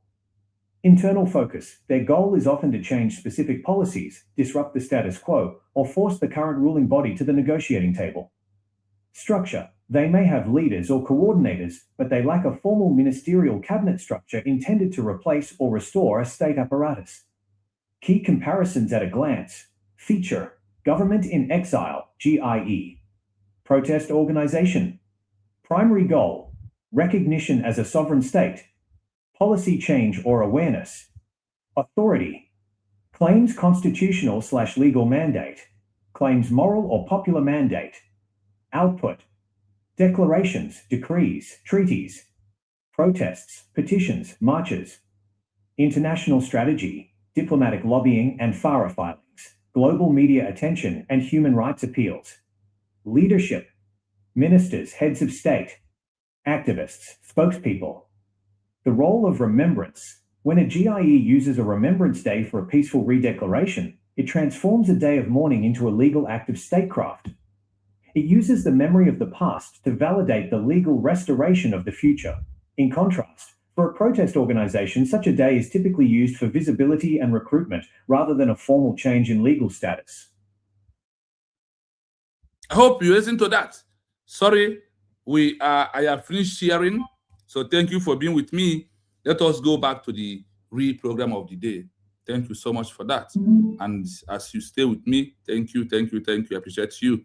So let us go back to the topic of the day. Now we are going to go in our way. We play, we pause, then we do our exposition on it. I want you to see that whatever we are passing through today has happened somewhere. The way we control the situation is what proving how peaceful we are. Peaceful re-declaration is not about mouth. It is in actions of our DPM and all cabinet members. Sometimes are we asking, why is our DPM don't want to sue all these people, that she's in the right position to sue them? But when I went down to read and ask questions, I found out that, oh, that all she's doing is how to maintain a peaceful government in exile. That is the main deal. So listen to this as we move. This is history. History shows that when a government in exile or a liberation movement experiences internal violence on the day of its formal declaration or at a critical turning point, the international recognition they seek often stalls or is permanently denied. Are you hearing it? This is history that shows it. And where the history shows why declaration have never come, recognition has never come, why the world decide to shift away from those people that are causing violence. Government in exile or liberation movement experience internal violence on the day of its formal declaration. You see, not that there is no violence, but they said on that particular day, the intention was the Ogenkere to create a violence that particular December 2nd. When our DPM used the word, we mesmerized them. The first mesmerized was Ogenkere and his plan. By defeating the plan A, then the plan B could not succeed. Because of what?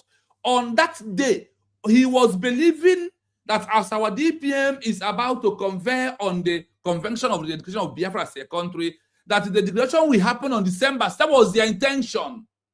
That is why they arranged their police, tell the police, we will call you on 2nd, then you will come. As the police is coming, Shem Hajere will stand up, doing noise. Ogenkere and all of them who never supported this inside that house will start fighting.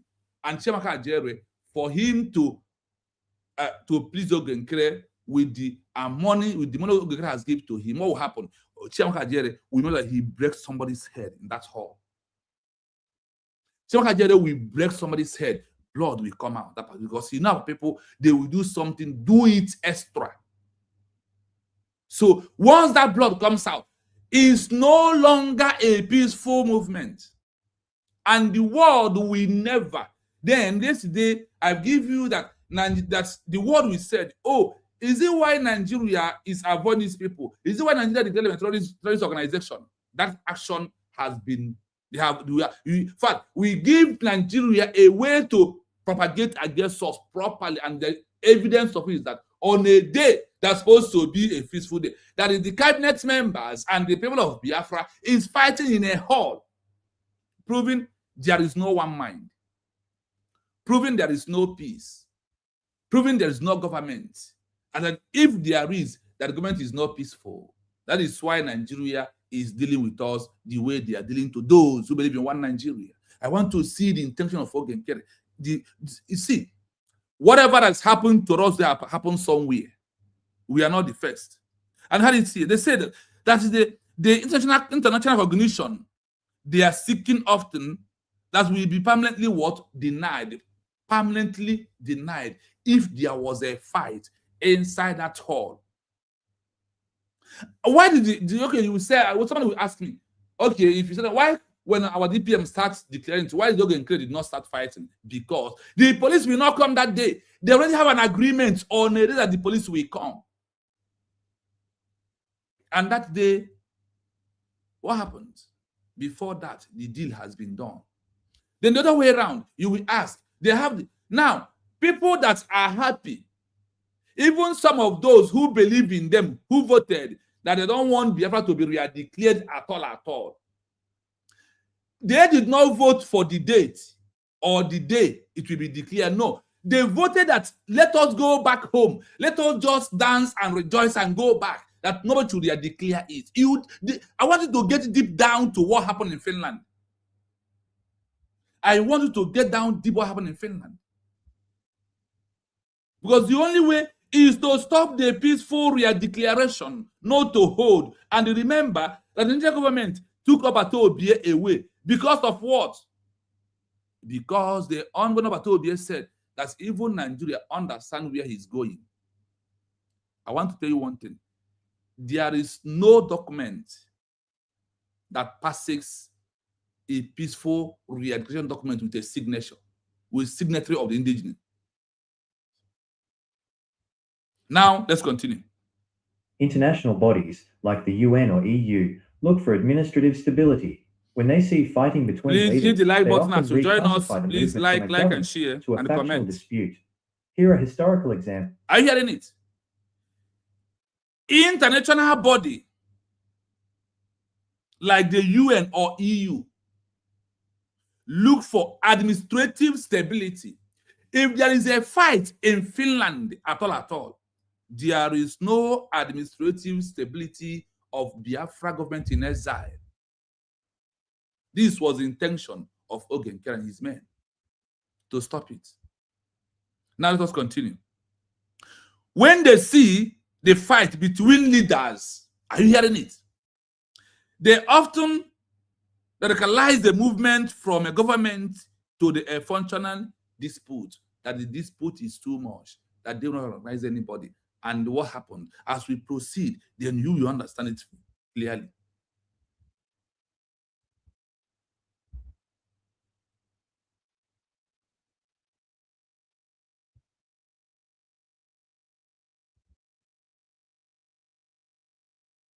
Yes, because Mohamed Stella went to Finland. That is actually why Ogenkere and his group were so disappointed that Dr. Nuzara Beze declared Biafra on that fateful 29. Because that fateful 29 destabilized all their plans with the Nigerian government. You may not understand it, but when you go down deep and do some research where such a thing has happened, then you will know what there was planned. Because see, you have left and right hand, and in the eyes of you and I, you always say that the right hand is the righteous one, the left is the wrong one. So when it's come to history, you have two history. You have a history of good and bad. You have what? History of what? Good and bad. And all this history must repeat. Sometimes we will say the karma is real. Sometimes. But the history of bad of the lineage is repeating. So today, we are presenting what Ogenkere, BGC, BRC, and all these groups that are doing, where it has happened before getting to Ross. And precedents where internal conflict directly blocked international recognition. I hope that internal conflict directly block international recognition. Here are his historical example and the example where internal conflict directly blocked international recognition. Where is that? Listen to where it has happened. What Ogenkere are doing today. Let me ask you today, China Samoru, I hope he's still fighting for Biafra. Listen to this. 1. The Spanish Republican government in exile, post-1939. After the Spanish Civil War. Where it has happened. Where what Ogenkere them are doing today, where it has happened. Listen. In the Spanish Republican government in exile, Spain, where Ugo 247 was ranting and shouting, used government in exile. After they have lost in the war, they call it post-1939. After the Spanish Civil War. After the Spanish what? Civil War. Government in exile was formed. Are you hearing it? In Spain, where Ugo 419 was, and ranting and shouting today. Let him tell us how Spain become a country. He will not. He will come to be lying and being a disgrace to his children, being a disappointment to his family members. Government in Exile was formed. However, it was plagued by intense of internal fighting, including physical and political confrontation between different societies in Spain. Before Spain becomes a country, they went through hell. And that hell is what we are passing through today. But the question is, I've said and done, Spain, is it a country? Spain today, Spanish, Spain, is it a country? Let him tell us how, Ugo 419, tell us how Spain becomes a country through government in exile. Just give us one, only one, not two, not three, not four. Give us only one of the history of Spain. And that is what I'm giving you today. In 1939, after the Spanish Civil War, government in exile was formed. And I will give you tomorrow, Ugo 419, where Spain went, where government in exile of Spain was formed. Because anyone I give you, I will give you the fact and figure. So you can go and verify. You think he's coming here to talk what I was been saying from decade of was wicked to Mass Kanu to what we're doing? No, the game has changed. The game has changed. They have what? A physical fight. That physical fight was a plan B of Ogenkere. And that plan B physical fight denies international recognition in a day of a peaceful declaration. That is why declaring on November 29 was a foolish shock. Our DPM used the word, we mesmerized them. You think is that mesmerized is only for Nigeria? It's for the agent of Nigeria who are sitting in Helsinki at the Finland Convention. By Ogenkere, Imam Maduabu, Petty, Chioma Okoma, Bryce Nokoma, name all these names. They are the agent of Nigeria through Ogenkere.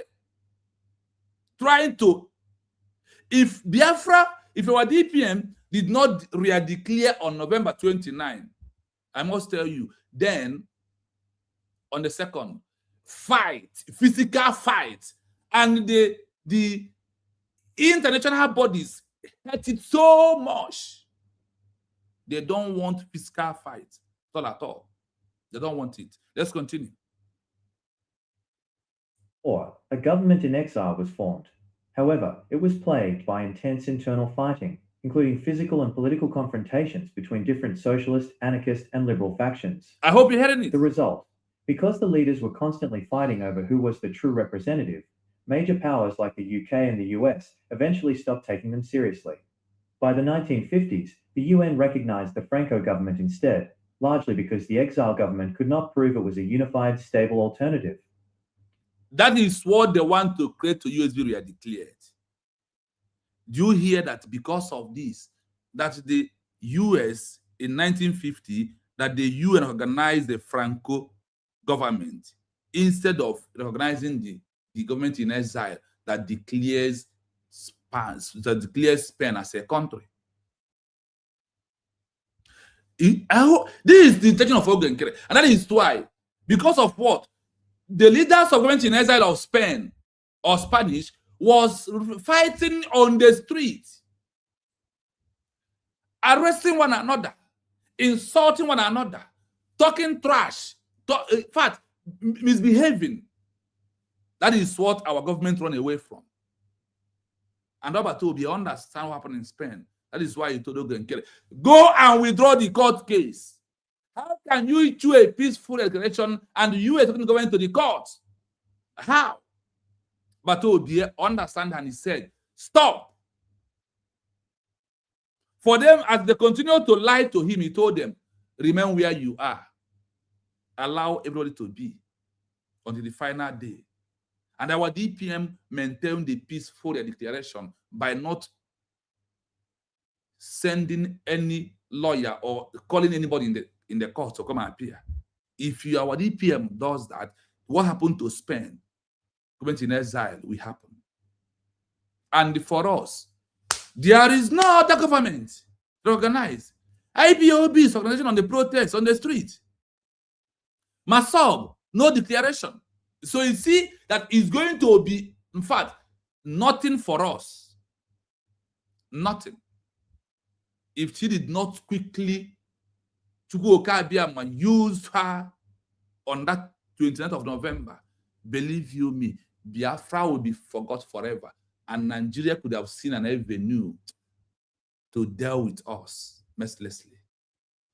You see what Nigeria government is doing today to us is 1% of what could have been, what could happen to us if Ogenkere, Chiamaka Ajere, Imam Maduabu, and all who supported them caused a fight in Finland. We are not getting Biafra. I'm telling you the truth. But because of Chukwu Okabiama passes them, that is why we declare it on 29. And what happened? Mesmerize the enemies. Now, is it only in Spanish? No. Because whatever I want to give you, I will give you 4 to 5 evidence where such a thing happened and how it ended. I hope you had it that those that was declared Spain as a country after losing in 1939 war, what happened? That their government, because of they joined, like when Ogenkere will come, carry pictures. Hey, Judas Iscariot, betrayer, saboteur. This and if our DPM was doing that, the world will be laughing at us, and they will deny us. That is why they said, you don't destroy the house you build. When you build a house, there is a criteria to protect that house you build. So the government of USB is on that track. That is why you see our map in the world map in this 21st century. In this 2026, the USB we are declared has been included in the world map. An IPO member confirmed it. He said, yes, I find it. And after then, he has turned back today to be a citizen. Not a supporter. You must be a citizen of United States of what? Biafra. That is your country. No longer organization. You are not supporting. You are not a fan. You are a citizen of a country in waiting for recognition. That Ogenkere wanted the world to deny us and see us as a violent people. And the Chukwu Okabiama use women to trash their mind. And everything work in the way the world wants it. And the way Chukwu Okabiama, who agreed to let that last miracle happen. The last miracle has happened. The last miracle of Mazda Nekano, Biafra as a nation has been declared. We're only waiting for recognition. We are not going to declare it again. It has done and dusted. 2. The Free French, 1940s, a near miss. In the early days of World War II, Charles de Gaulle's Free French... You hear it? The Free French of France is after when there was fighting, they call it what? Free French. When they succeeded, it becomes France as a country. The Free France in 1940 also experienced what Spain experienced and what Ogenkere planned to do with us. But Chukwu Okabiama said, no, my daughter, Ngozi, I have blessed you. Go on 29, re-declare it to destroy all the plans of Ogenkere and Imam Maduab and all of them. The French movement faced serious internal challenges and rivalries with other French generals. Are you hearing it? In the earlier days of the Second World War, Free France movement faced a serious internal challenge and the rivalries with other French generals like Henry. These are names. Let's continue. Giraud. The incident. At one point, the rivalry was so intense that the Americans and British were hesitant to recognize de Gaulle. Please, President Roosevelt hit the like famously button to join us, and please. considered him a self-appointed leader. Like Why and share, please. If de Gaulle had not successfully suppressed internal dissent and presented a perfectly unified front to the Allies, the US was prepared to recognize a different, more cooperative French leader, which would have split the movement and cost them their seat at the table of world powers after the war. I'm hearing it. Now we are number 2. of what? The exile government of Free French, 1940. Remember, Spain was 1939. Listen. The incident. At one point, the rival was so intense that the America and British will hesitate to recognize the GULA, the name of the man. President resolved they famously dislike him and they consider him as self-appointed leader. You see, because of what? Internal fight. They were saying that the one that leading the movement was self-acclaimed leader. That he appointed himself to power. That is not by the people of the France that he's fighting for. That is all about by himself.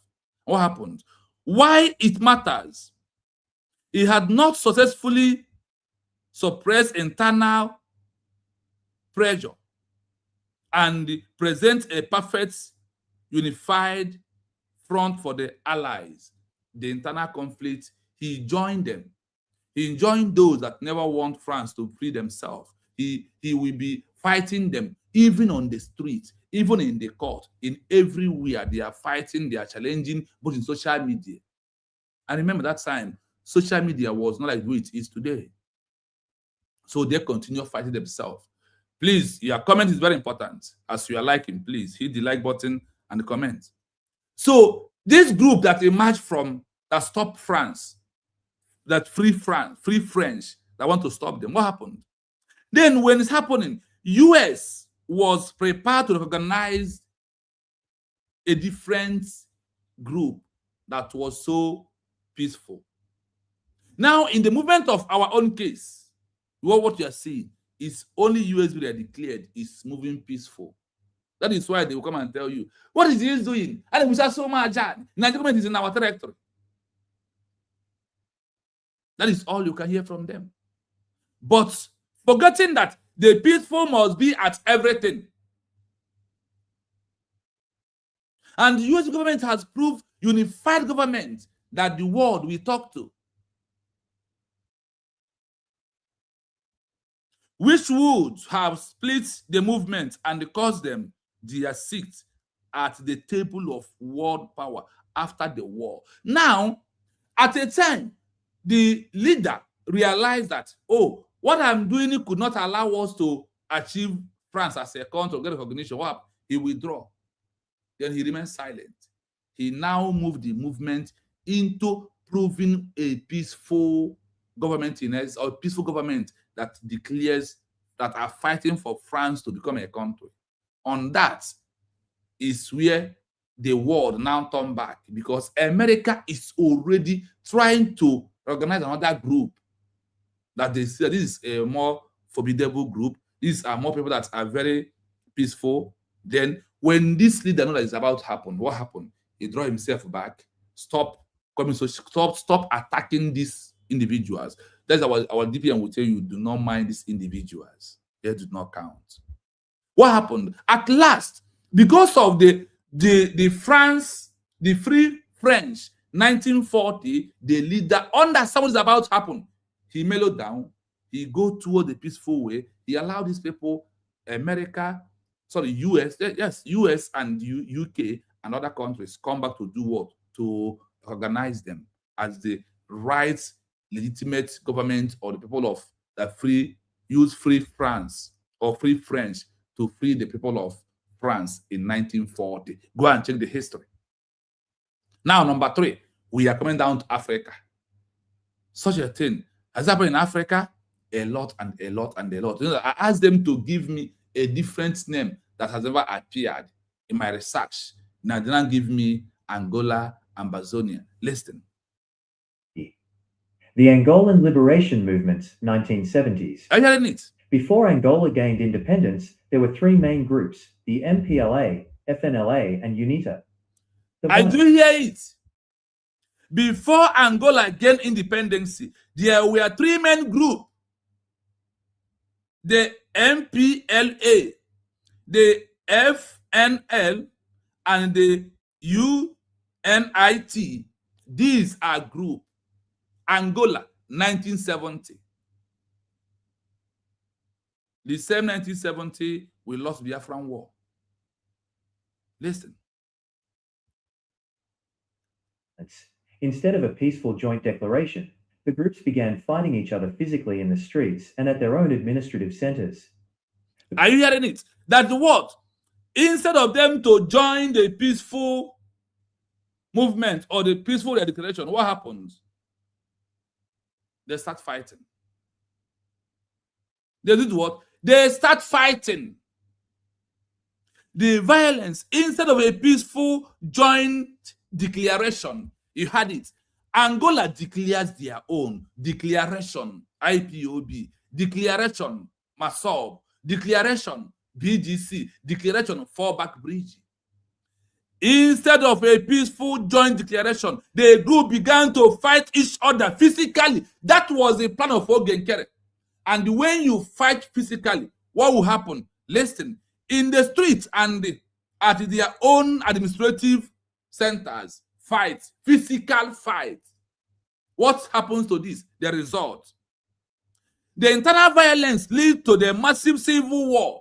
If our DPM trying to engage the way Ogenkere wanted to by now, there will be a full-blown war in Biafra land. We are fighting. If anybody comes on the street, if this is who is this person? Oh, he's supporting USB that declared. The fight will start.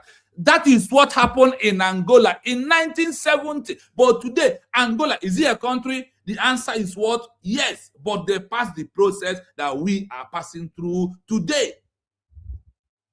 Ogenkere wanted to make the declaration of USB in Finland not to be a peaceful one, like the history of Angola. Listen, the violence, instead of a peaceful joint declaration, if our DPM did not re-declare 29, December 2nd will be a very heavy fight. Violence is what you saw in Finland. And that is why, that is how, because we can't have a Biafra as a country without the international community intervention, really. And nobody will talk about us again.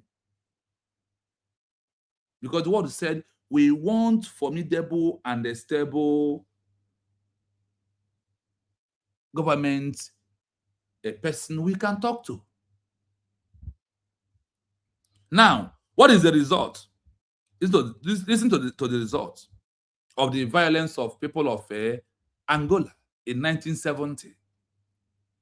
The internal violence led to a massive civil war because they could not unite for a peaceful re-declaration.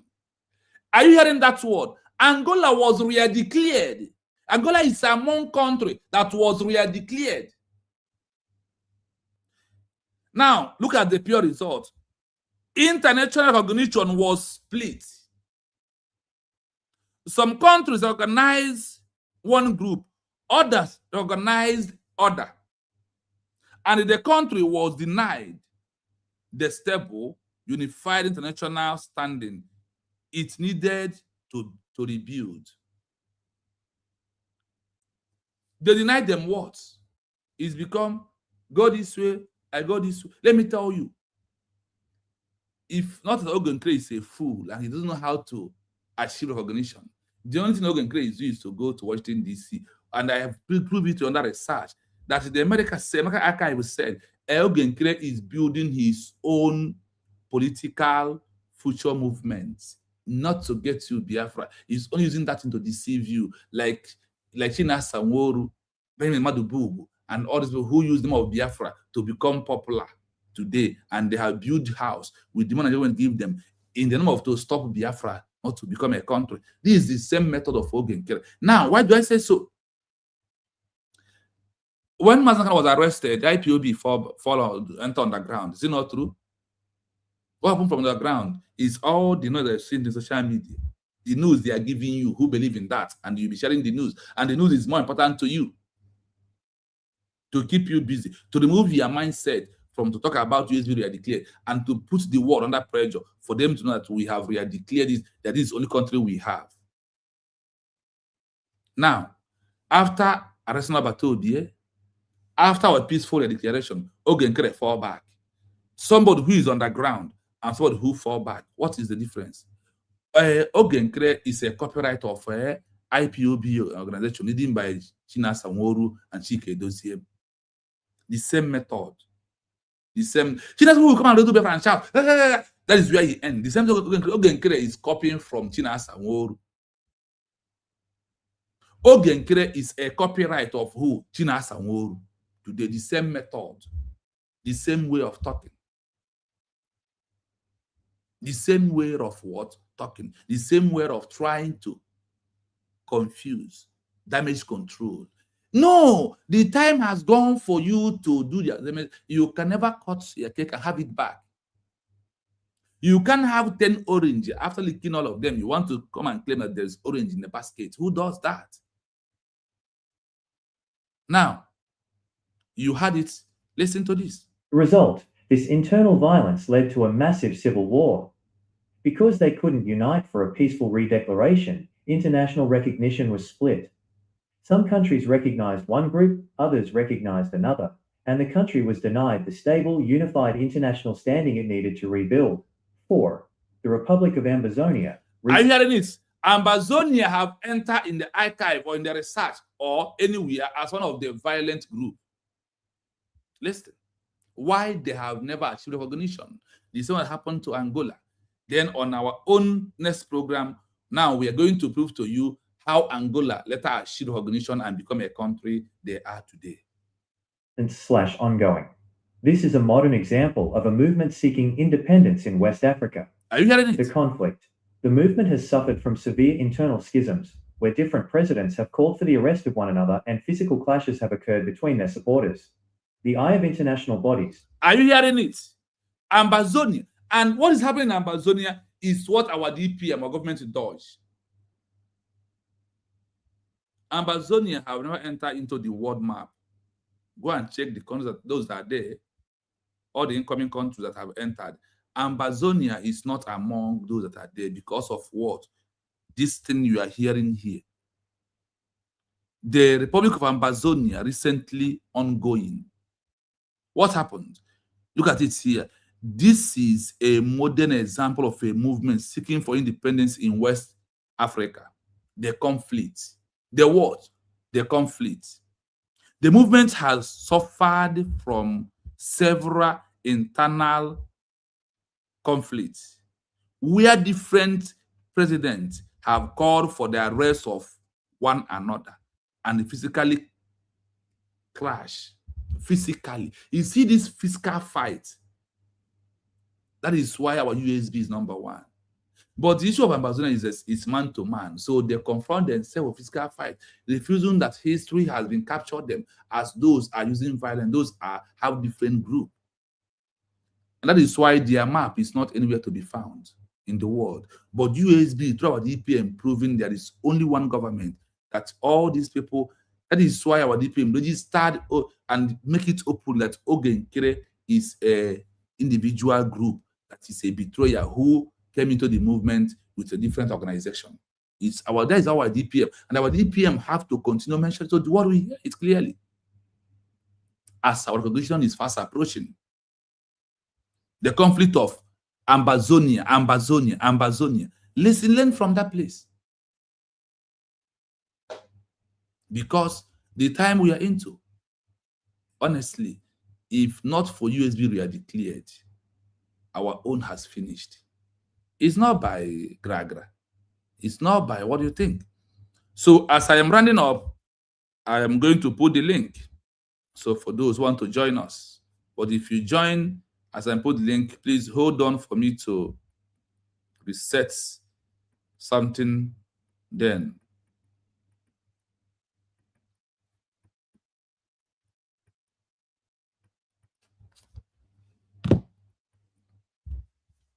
Okay, let's continue first. Let's continue. Now, let us see how the international community sees such a group and how they see all these 4 or 5, yes, I have mentioned here to you, how and why there was denied recognition. Shai, what's happened?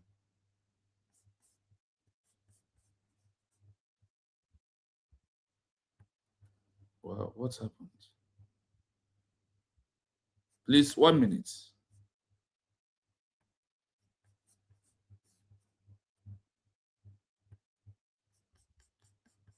One minute. Okay. Because of this leadership chaos, the African Union and the UN have largely ignored their calls for formal recognition. The internal violence gave the international community a reason to look away, labeling it as internal instability rather than a legitimate state-building project. Are you hearing it? I hope you can hear me loud and clear. The eyes of international bodies, because of the leadership problem of Amazonia, the African Union and the UN have legally ignored the call for formal recognition. You see why they're not recognized. When your leader is being arrested, this one will come up, start making his noise. Another person will come, and all these things that we are seeing today that is happening to us. You see how all these things leads to not to be recognized. Amazonia is our own example. Do you also know that the world have put Amazonia as one of those countries that will never get recognized because of conflict of leadership? This one we enter and call the other one. This one we enter, call for arrest. That is why when what a man can do, a woman can do it better. Please, that is link there in case you want to join us. That is the link. The link is there if you want to join the program. It's very important. So, if the world can organize Amazonia as one of those that lack leadership quality, lack stability, that is why they said that the UN, EU, and all international bodies ignore them. Ignoring them is also the reason why evidence that is why they are not to be found in the world map. Amazonia is not because they was being ignored by the international bodies. They saw that they did not want to organize. They are not stable. That there's too much conflict. So you see why US really are declared. When something like all the time I was getting angry. Why would the EPM don't want to sue Ogenkere? That she is the right person to sue Ogenkere and put Ogenkere behind the bars. But through the side, find out that doing that is proving that it's internal war. Ignoring them, proving that there is a stable government to understand that people will be against a new country, like what happened to America. And in America never sue all these people that was against them. Rather, they hold on, they achieved recognition, and those people did what? They all disappeared. By themselves. Over 80,000 disappeared in America. So our DPM keeping silent is evidence of what?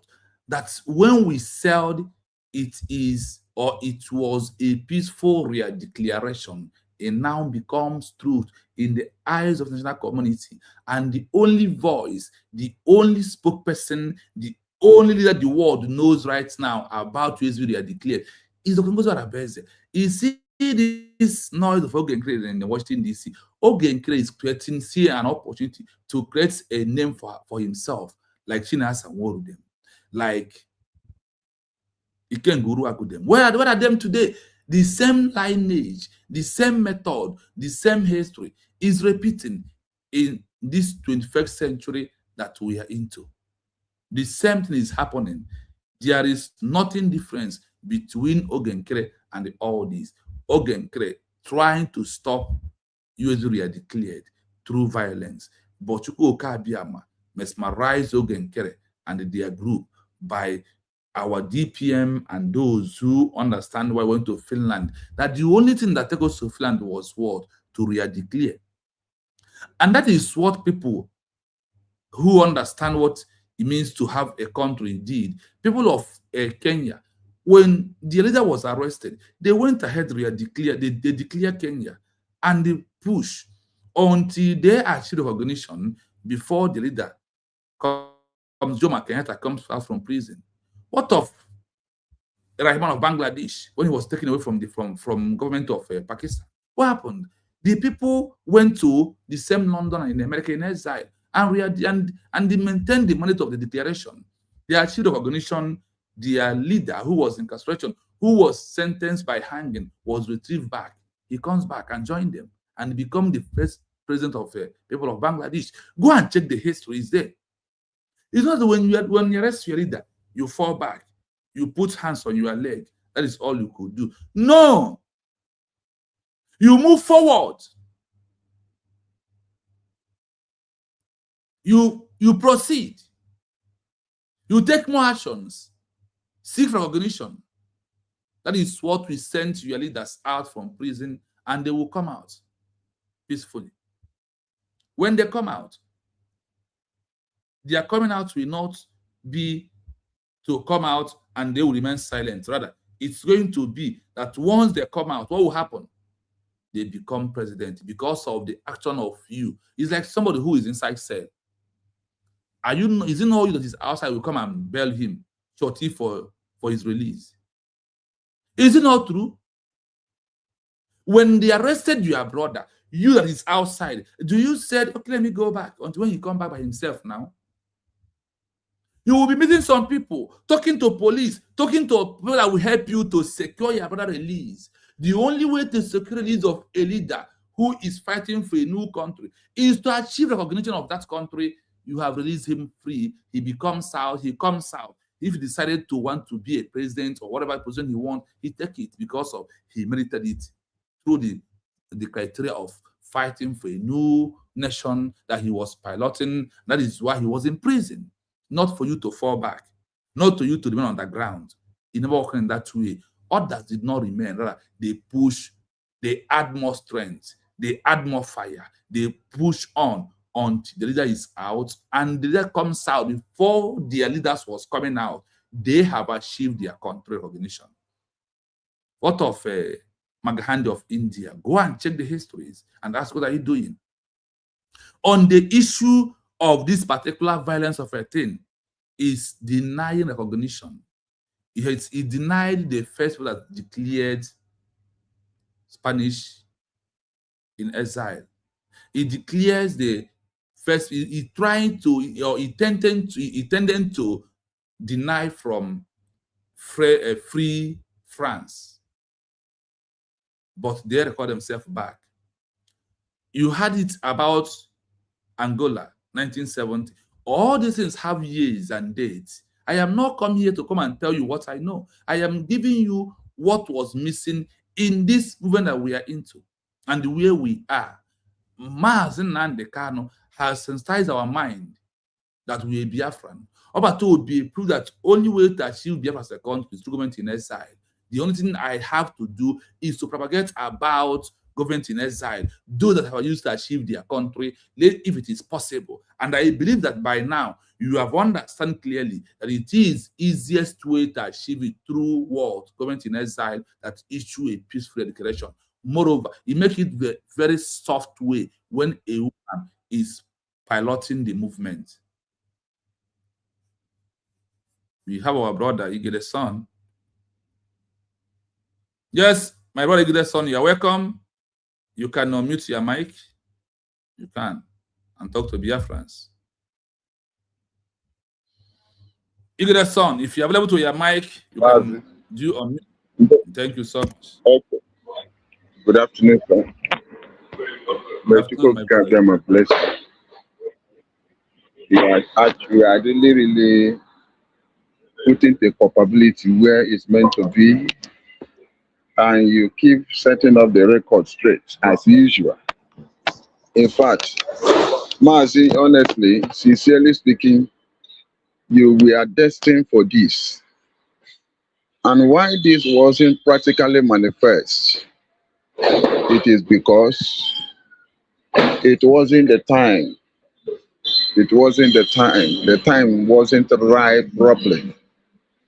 That was why you are like a goat hidden in the mud, waiting at the appointed time to bring you out of the limelight. You are the hidden treasure. And today, the lovers of truth and the believers of freedom can attest that indeed you are dissecting, setting up the record straight as it's supposed to be. You know, for many, many years ago, some people who have been the followers and the fighters, apart from Mazi, Onyendo, and Simon Epa, they have not seen this very day and what you are doing. Many people who don't know left nor their right, they may not understand the damage you are causing to the haters of Bafra, like Nigeria, and some of the people who don't believe. You may don't know the damage you are causing to Britain. You may not know the damage you are causing to the colonizer who colonized us. You are causing a lot of damages to them by the reason of this exposition that you have been making. You have never deviated from this particular direction you have embarked on for up to this very moment. You have been up and doing, and I continue to pray for you that may Okike continue to bless you. I am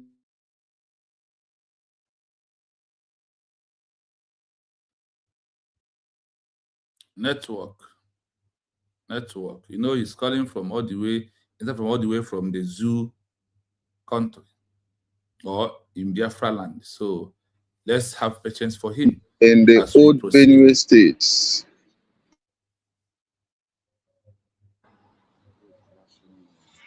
Mazi, can you hear me? Can you Yes, hear me? but it's breaking. Yes, we can hear you. I can hear you now. We are in the Bongo and the Tibet typical village. That is right. Okay. So, yes. On behalf of my Igede people here, we are thanking our DPM, Dr. Ngozi Orabeze, and her cabinet members who have devoted their time, who make out their time to do what they are doing in order to get a full recognition of USB today. It can only be Okike Abiyama. A prophecy about 100 men was made when Onyendo, our prophet, when he was around with us. The prophecy had been made many years ago. Many years ago. By then, some of you never believed that a day like this will come. Seeking for 100 men, that if I can only get 100 men, we are good to go. And he said that he have not even seen up to 15 men. They have not seen up to 15 people. Because he was surrounded with many people. That wonder why the Bible says, it says many we are called, but the few we are choosing. That was the prophecy that he made. The scripture said, many we are called, but few we are choosing. So out of the multitudes of the people, the millions of people that followed him, out of those millions, it was only the few that understood him, only the few that make themselves available, only the few that understand his body language, only the few that understand his message is passing to the world, only the few that bought his vision, only the few that follow his footsteps, only the few that have the same mind that he has. Out of the millions that have been following him, shouting about him, his name, you never see anything all around him, but few. That is why the scriptures say, many were called, but it was only the few that we are choosing. So Okike Abiyama does not work with multitude. That is what the whole thing, that is where the whole thing is going. Okike Abiyama from day one, he has not worked with the multitude. Working with the multitude, there was a war. When the message came that the enemy had come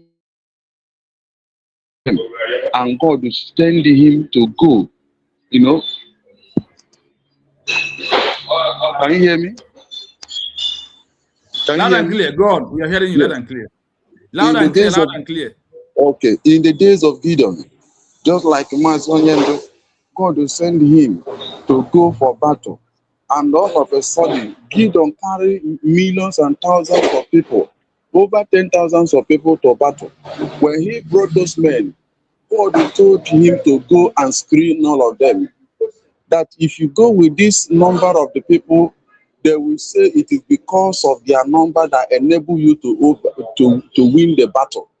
And God will say, all those thousands of people you see here, the thousands of people that you are seeing here, many of them are not qualified, that you can go and screen them. And he don't adhere to the voice of God. He's asked him, says, sir, how will I discover? God instructed him, say, take them back to the riverside. And he gave him instruction that anyone you see putting his mouth in the river to drink, know that that one is not qualified to go for the battle. And anyone who is using his hand to dish out the water from the river and be drinking, know that that one is what? Is qualified. Do you know why? Somebody who put his mouth in the river to drink, if an attack is coming, somebody is coming to attack you, there is no way you will see that person. But somebody who uses his two hands to bear water from the river to drink, your eyes is everywhere. When someone is coming to attack you, you that carry hand to carry water, your eyes will see the attack coming. You can as well, retaliate or defend yourself at that moment. That was the what? The screening that God instructed Gideon to do. So in the course of all those things we are seeing today, that was why the prophecy from Matthew and the canon, like in the days of old, that he said that what he is looking for 100 men, that when I see the 100 men, we are good to go. That out of 100, that what you see is not up to 15. In other words, Okike does not work with the crowd. Okike does not move with the multitude. Multitudes of people. That is exactly what that place is trying to let us to know. In the days of Gideon, how out of 10,000, over 10,000 people, foot soldiers that were going for war, what happened? Out of the conclusion, it was only 300 foot soldiers that went for battlefield.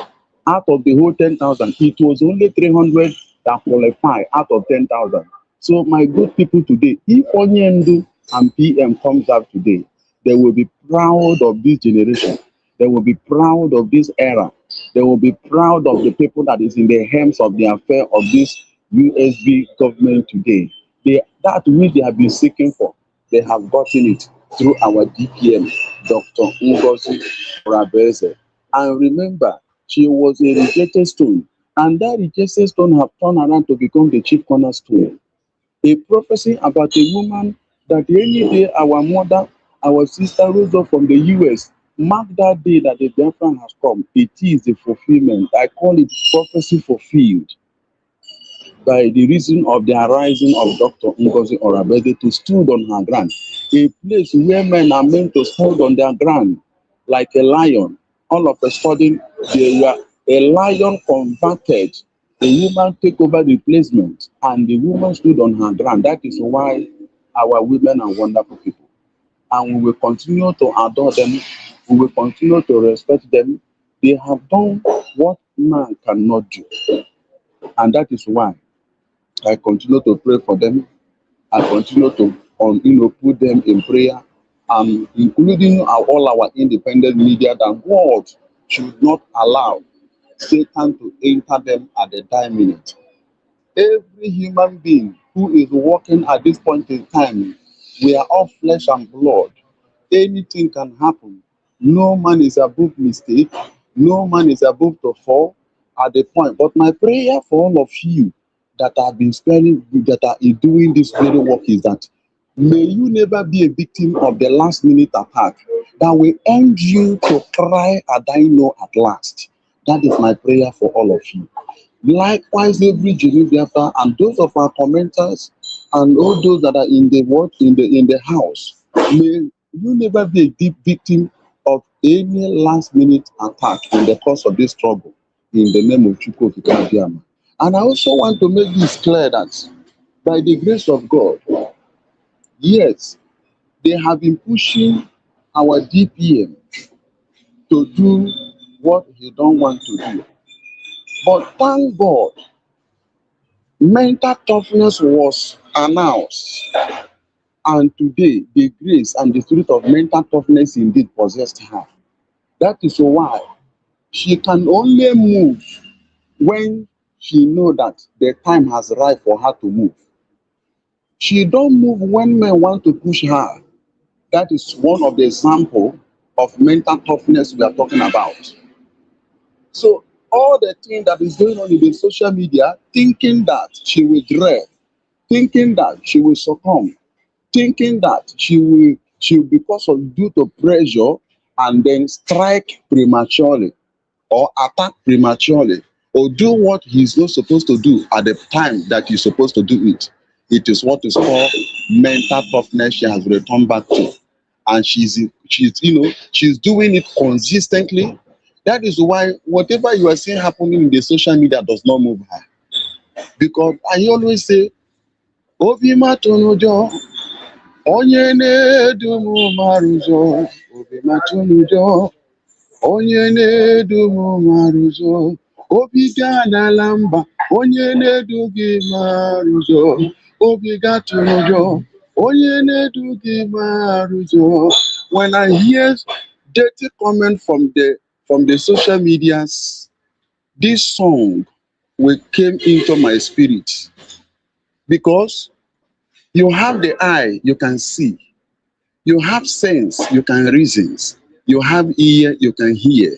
You are old enough to know what is good and what is bad. You are old enough to see who is doing good and who is doing bad. Nobody can come to tell you this is the person who is doing bad. No, you will use your eyes, your sense, calculate, observe, and then pass your judgment. That is the era we are in. So I encourage every genuine Bafra, we are in the right path. If you are not in the USB boat, if you are not in the USB train, I advise you, run into it. It's moving ahead. Look at what is happening today. Starting from the number one world leaders in the world. Check the news coming out from the White House. Check the news coming out from the globe. Check the news coming out from the lovers of freedom. Check the news and what is happening. Forget about the propagandas in the social media. As you are, when you see propagandas, you know. When you see those telling the truth, you know. When you see those that are upright, you know. You need not to be told because you have eye, you can see. In the book of Isaiah, the Bible says, though they have eye, but they could not see. Though they have ear, but they could not hear. They have sense, but they could not what? Reason. They have the know, but they cannot perceive. You are not in the levels of those who have eye, but they could not see. We are not in the levels of those who have ear, but they could not hear.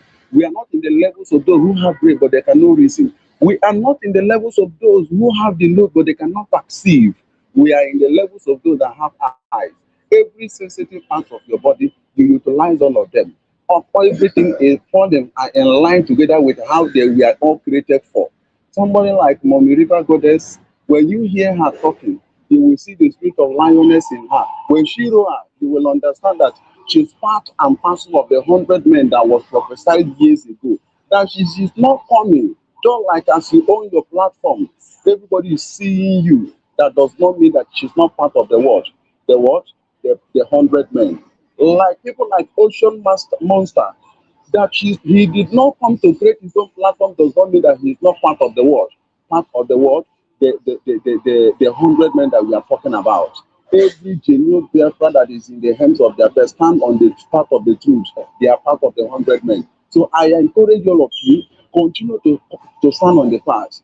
And we are almost there. No human being can push Dr. Ngozi Odaboji or UAG government to do things, to take a decision that they are not meant to take. So they are in line together with the law of Jay-Z, as we read it to us last time. So she's working towards the law of Jay-Z, and that is exactly what is guiding her. That is why her eyes focus on that law of Jay-Z.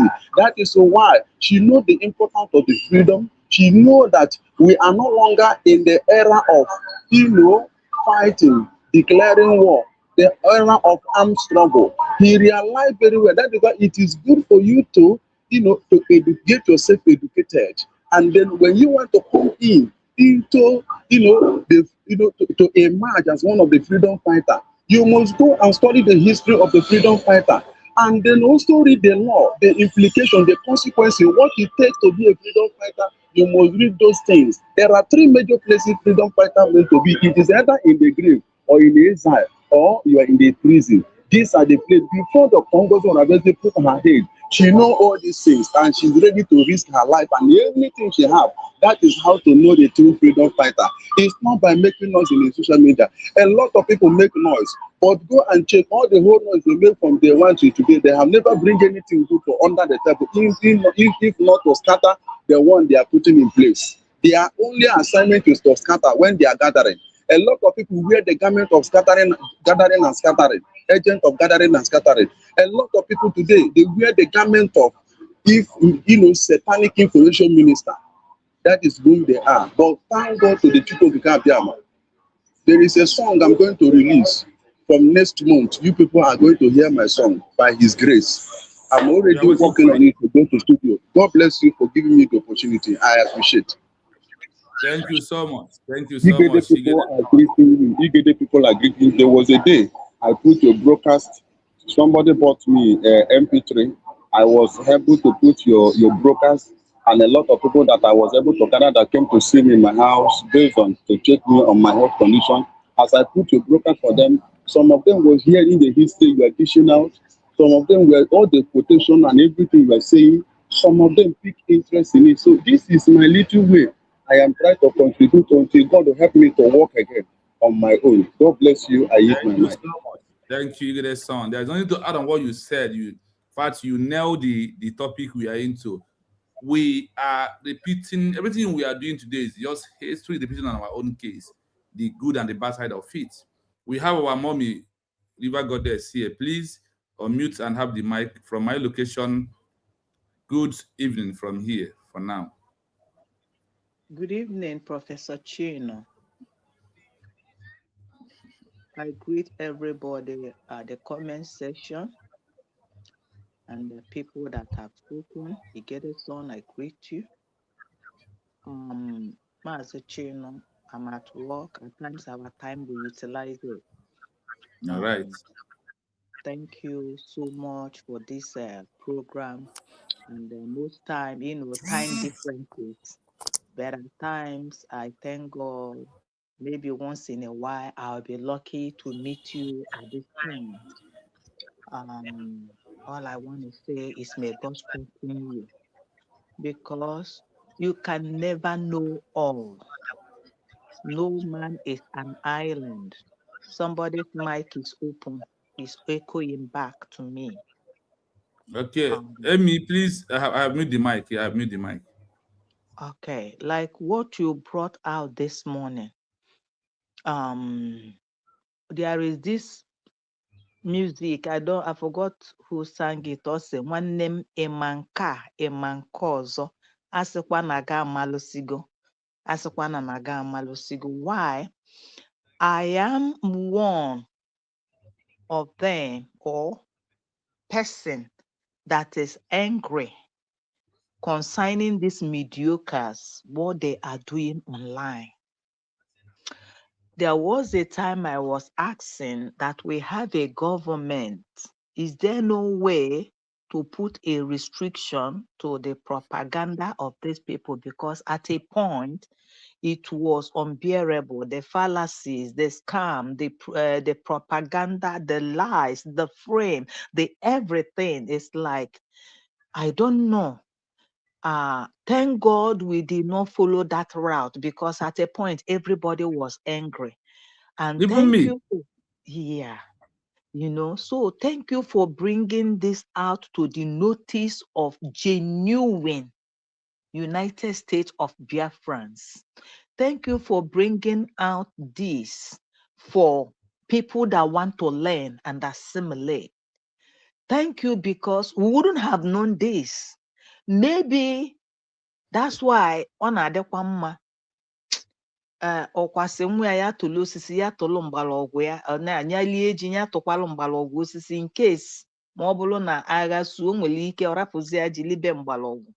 Why I'm saying this, thank God for Dr. Ngozi Orabeze and her genuine cabinet, Famdian and mouthpiece of the gods. Whenever I call you people, Okenwa, it doesn't mean that other people, but that I don't know their name, Oluchi. I am just using them. Like in prayer, I say, I use these people as a point of contact, reaching others, meaning using you people, reaching others for what you are doing. For wisdom is profitable. What wisdom is that? During the time of redeclaration, there is something you taught that struck my mind. So it would have been, as they suffered and went to Finland, they would dance and come back home.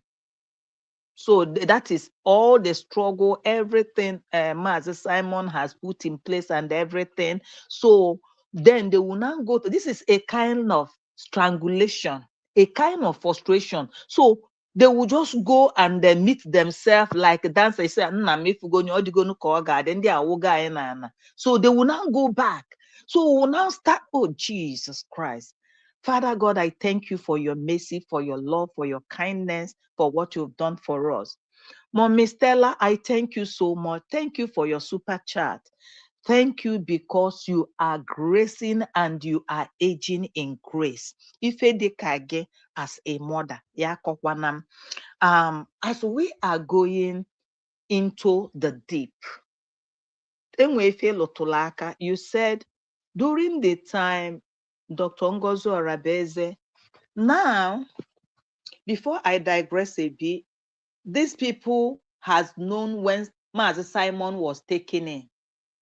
Maybe after the last broadcast, he was taken in, they knew. So now I begin to understand why Osapolo, Vaga, Eggman, said they have plan A and plan B. So they didn't just sit at Finland and plan A and B. So it was premeditated. They have, come together, and Ogenkere now paid Osapolo $1,000. And out of this $1,000 he has paid Osapolo, he paid all the other people that they worked together. And this money wasn't the only money he paid to Van. You understand? For giving that 1,000, because all no empty drum that make the most noise. That was what happened. Then I will be your mouthpiece. If I will come out to Menaya or to speak it. So thank God that everything is unveiling. And at the same time, there was this one you see paint, one is Ukwanike. Now I begin to understand what she said. Also, no boro na ya ama na Mazi Simon ekpase ka cancel this redeclaration that no way that we tamper or we temper to declare, to redeclare the declaration. That's what she has been hammering. You see, fallacy, lies from the pit of hell. So what I want to say, onye ọbụla na-akọle nke onye nwere ntị ya nụlụ, onye enwekwenụ ntị ya kpọchie ntị, because all this thing that is going on now, ụmụnne m na-afụgo, is all about money. If it is not about money, how can Ugo 247 will come out with PVC group now that, only if you could hear that in a country, say after declaration, there was still grouping. And where I didn't get that part. There was a country say after Spain were a trade group after the lost war, when government-in-exile declared Spain as a country. Then France, it happens in France. Also happened in Angola in Africa here in 1970.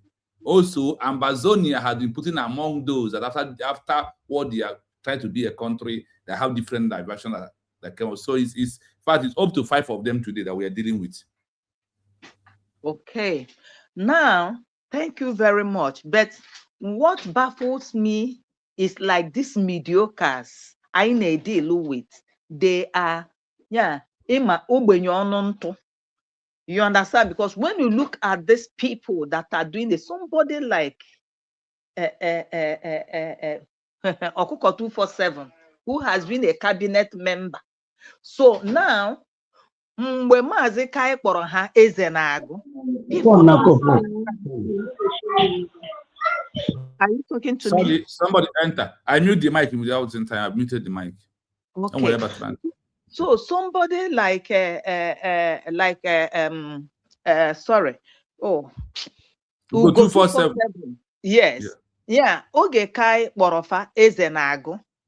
Onwe onye ghọtaranụ. Now this PVC shop imepere store o mepere now. All Ugo is talking is about money. Ugo is not talking about agent Tinubu na ndị otu ya na movement. Mgbe chọọ ijiri this medium wee jụọ ọkụkọ 247 PVC. Look at the name unu nyere enwere ebe o si wee the initials wee talibe with what you people plan. But anyway, that is the case. O nwere mgbe Simon Ekpa ji gwa unu na ya n'idiri ego. Enwere mgbe Simon Ekpa, and this money you people are looking for. Maazị Chino, please, I want to ask this question. Question nchokwala ejobo. Enwere Maazị Simon ji wee gwa anyị ego na-enidiri. Like no ego bife needed. Because Osakpolo came with na have 1,000 and Caroline Mbeze Ofu PM looking for lawyer. PVC now came and say we are looking for lawyer money. Then Brigi Nando Tuyebo Sonia Akparawa, we are here looking for money. Then when you look at Dirty Ford, Maka Dirty Ford is one barrister. I come to understand that God is separating the chaff from the wheat. Thank you very much for what you do. Maazị Ekelem echefukwala m afa ya. This Maazị the man with a white bear. I greet you, sir, because Maazị Ekeneze. Ekene is the Chukwu gozie gị nnam, because you tightened and you screwed the knot the other day you came up, and I received sense and I learned something. God bless you. And my brother or sister with a trumpet, na platform. Ekene Chino, Chineke gbagume. For how you're digging these things, I don't know. May God bless you. Thank you, sir, for what you do. Bye-bye. Thank you, River Goddess. Thank you so much. I appreciate you coming. Anytime you are here, I always have that mind that something good will happen. Let us go straight to Amy. Amy, please unmute and talk to Biafrans. It's your turn, Amy. Please go on. Amy, are you close to your mic? Unmute. Unmute your mic from your side. Amy, unmute your mic. Unmute your mic, please. Yes. We can hear you. Okay. Yes. Hello. We can hear you now. Yes. So. Hello. Good evening from here. Can you? Good evening. I can hear you. Loud and clear. Okay. Good morning from here. Good morning. You're welcome. Okay. Thank you, my brother. Go on. You muted your mic again. Unmute. Yeah.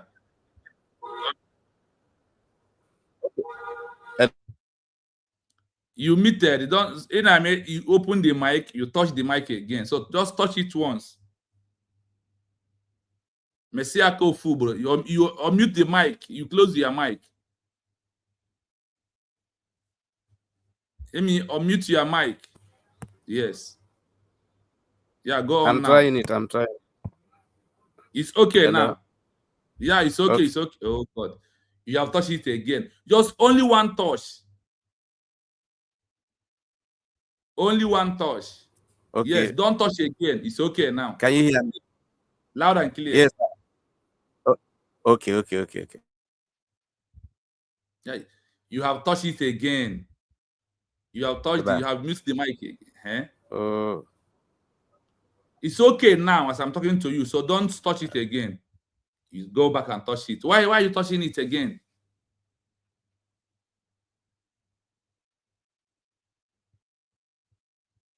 Why are you touching it again? Okay, go on now. Now it's okay. Okay, I'm not touching it, only that I don't know what is happening. Am I on? Yes, you are on now. You are on. Can you hear me? Loud and clear. Okay. My body. Okay. Eji mohara na-ekene gị maka ihe na-emere anyị ebe a. Ihe a bụ really research. Mana ihe ndị be anyị na-amahụ na bụ na research a bụ ego. Mana ọ bụrụ fecha ka eji eme media, mana information is very, very costly. So eji m ohere a na-ekene gị ka Chukwu gbaa gị ume, ka Chineke gọzie gị, gọziekwa all genuine Biafrans. Eji m ohere a na-ekene our DPM agụ nwanyị, onye Chineke jiri kwara ngwa ọrụ n'oge ikpeazụ a. My DPM, amana m asị ike agwụna gị, jisi ike. Onye ọbụla megheri inu nye ya red card, otu isi nye Caterpillar red ya na enyi ya nwoke bido na-ezuzu. Chineke ga-enye ha ochie, Chineke ga-enye ha oche mkpọnala. Ka Chineke mezi okwu. Are you hearing me, sir? Loud and clear. You are coming out loud and clear. The others are hearing you also. Are you hearing me? We are hearing you loud and clear. Am I on? Yes. You are. Okay. Yes. So eji m ohere na-ekene all genuine Biafra. Ana m asị ndị be anyị niile, ma ndị nọ n'ụlọ ma ndị nọ n'ama, jisie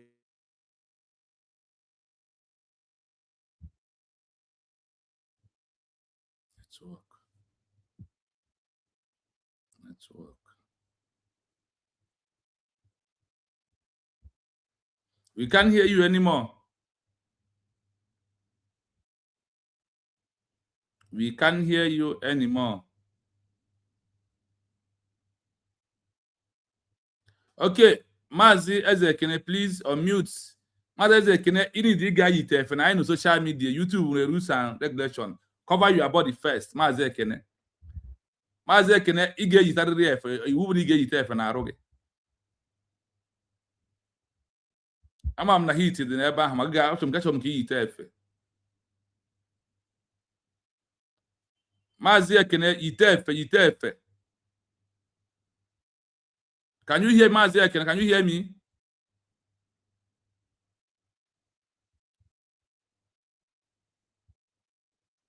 Actually, Mazi Ezekene itefe before Oku. Yes, as we're waiting for him, we'll be doing something until he gets shirt on his body. Why violence kills recognition. Based on international legal standards, like the Montevideo Convention, here is why the actions you described, police calls and physical fighting. Okay, Mazi Ezekene, you can have the mic right now. You can have the mic.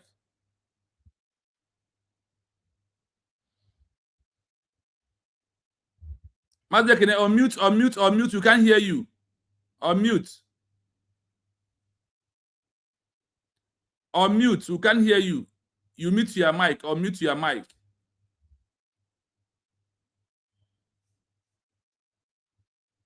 Unmute your mic, Mazi Ezekene.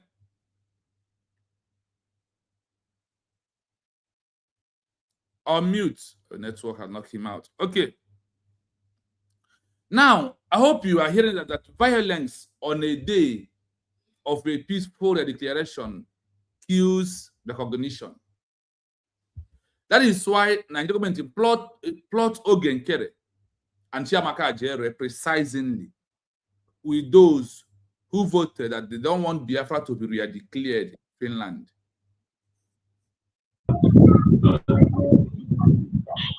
Yes, you can go on now. I can hear you. Yeah. My brother. Thank you so much.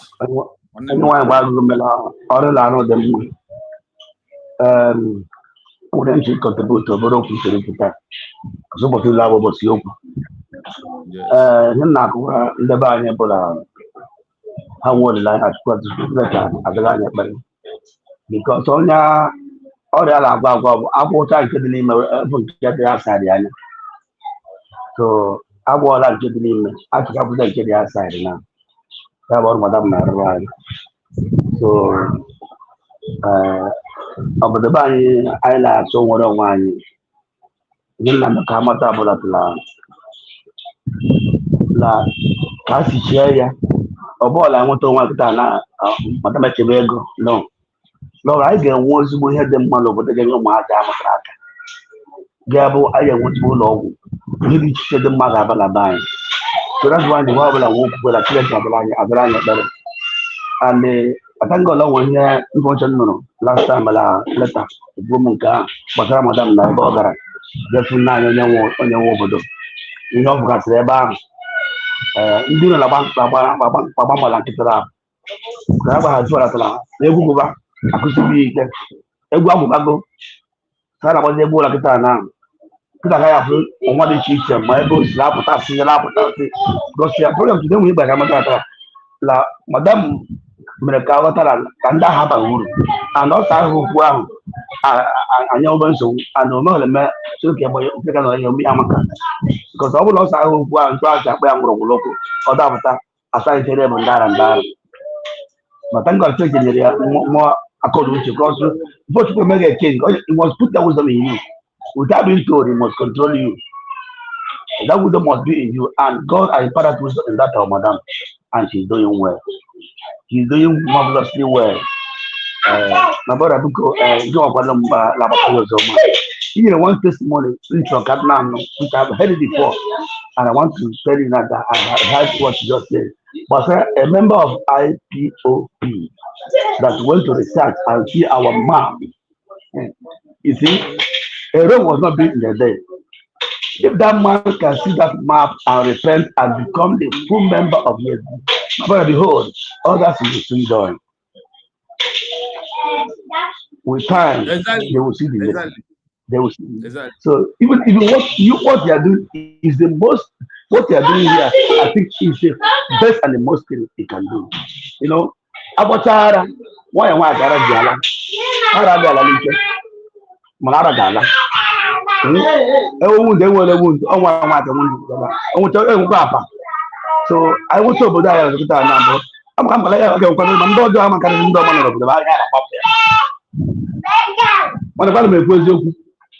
yes, so yes. I want to the back. I might go one dojo because every time they want to do that. Yes, when he had game, even America will do that. Even Angola in Africa. Angola will do that. Three different groups after their declaration. And that one, they lost the first one. Angola went to re-declare it again. You know, our case is the issue of re-declaration. And that is why I focus my research on those on re-declaration of those whom they re-declare that they lost first one. That the only one, when they get it right, was the second one.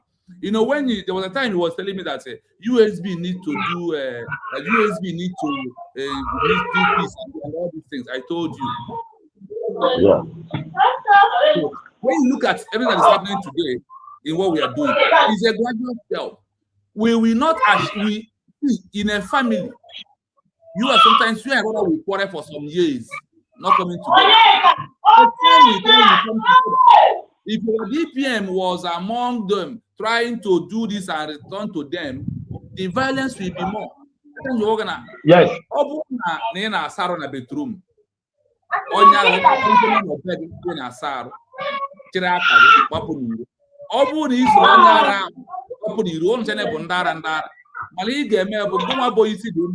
Isi na room oge, isi na washroom pụta baa na bedroom, you go na rogi first. All these my comment is the Sokoto declaration. All that person on there, under why they go here. You cannot when Angola declared their own. They have different groups. 3. When people of Spain declared their own, they have 3 groups. When France declared their independence, after the independence, France has different group in 1940. What of Ambazonia today? Ambazonia is there, different factions is coming up. And why is it happening much that their own was in the secret or the history? Because of men are leading the movement. You see, they are making it open that the easiest way to have a new country, let a woman pilot the affair. That no woman in the history has fought for a new country was arrested. Woman fight for a new country. So we cannot achieve Biafra without us having all these. Have them. We must continue. So that is it. Okay. That is it. So we must continue. Let's continue. Are so damaging. The effective power test. International law asks, does this government have the power to keep the peace? If the police have to be called to stop your own members from fighting, the answer is no. The one voice rule. Diplomats want to know exactly who they are talking to. If there are 2 or 3 people claiming leadership and fighting physically, the UN will refuse to talk to any of them to avoid taking sides in a domestic brawl. Host country relations. If a declaration happens in a country like Finland, the Finnish government is very sensitive to public order. If a convention leads to police intervention, the host country often bans future meetings, which cuts off the movement's diplomatic lifeline to Europe. In the case of the November 29, 2024, redeclaration, maintaining a peaceful, orderly environment was likely the only way to prove that the movement followed the 21st century law model rather than the rebel model that international bodies usually reject. I hope you are listening. Because of the plans of Ogenkere and their group fell woefully. When police involved on a day of peaceful to separate a fight, it's no longer peaceful declaration, and the world will distance themselves away from those people. And it will lead to what? A massive arrest. I will play it again. I will play it again. So as you're listening, listen as I repeat the program of today fully. Listen. Countries that after they have declared their own, groups came up, like what we are seeing today. The only people that we were battling before was Masob and the IPOB. After a peaceful declaration, you have BGC, you have Fallback, and all these, including the 247 group that are in Spain, repeating the history of those that was against a declaration of Spain. Did he know that Spain was declared 2 times, that they lost first one and declared second one?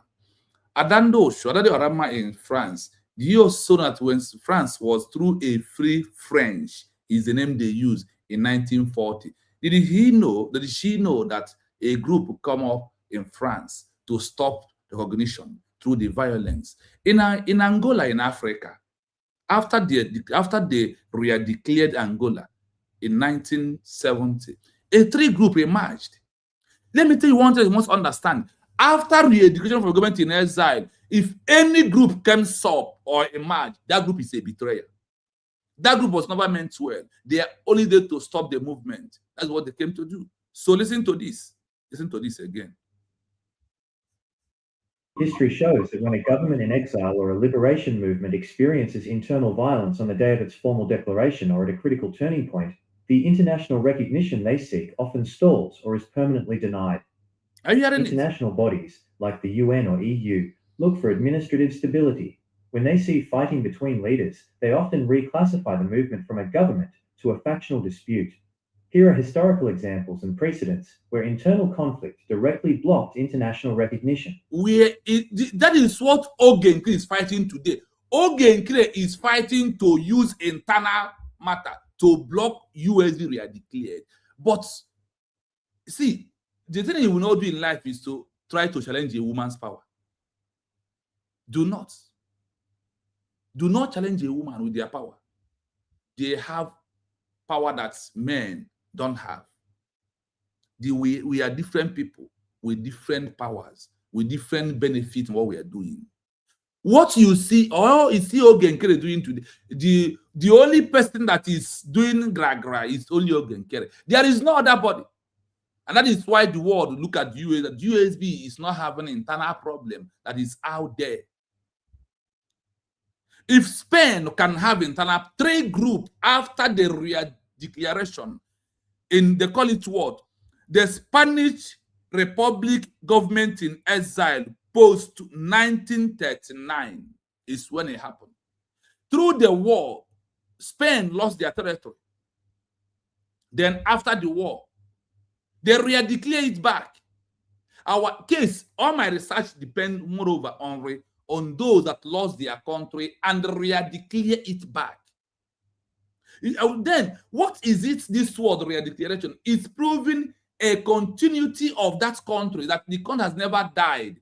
It died in the physical eyes of the enemies, but in the mindset and in the body, or in those territory areas, they believe that their country is existing. That is why they call it what? Re-declaration. You must re-declare. And look at it here. All the groups and all the countries that lost their country, they issue what? Re-declaration. They issue what? Re-declaration. When they are not in the 80s and the 19th and 20th century, they use reproclaim. They use reproclaim of that country. But in 21st century, they use the word re-declaration. And that re-declaration has happened.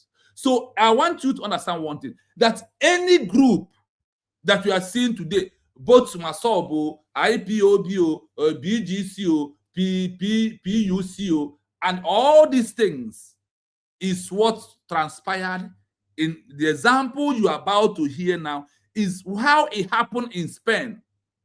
After Spain, you hear how it happened in France. After France, you hear how it happened in Angola, in Africa. After Angola, you hear, look at Amazonia have entered in a history of those that are not moving peaceful movement. Look at Amazonia here. It have entered in line where they put those that divisions and internal conflict deny them recognition. They said that they are denying Amazonia recognition because of what? The internal conflict that is in Amazonia. That this president of this group will call for this one arrest, and this one will call for this one. Amazonia are divided also. You don't know? That is why they are here. And remember, their movements supposed to supersede us. Now look at it. When it comes to the map of all the new coming countries that have entered into the world map, Amazonia is not there, because what the world will do is when they reject you, anything about you will be suspended. But look at USB re-declared, is already there. In that map that you are seeing, the map is United States of what? Biafra. I will try and see if you can post on the comment section, so you can go and check by yourself. The name on there, what you will see there is what? United States of Biafra. Do we have two? Is only one that was re-declared through Dr. Ngozi Arabeze. He is the only one we were talking about.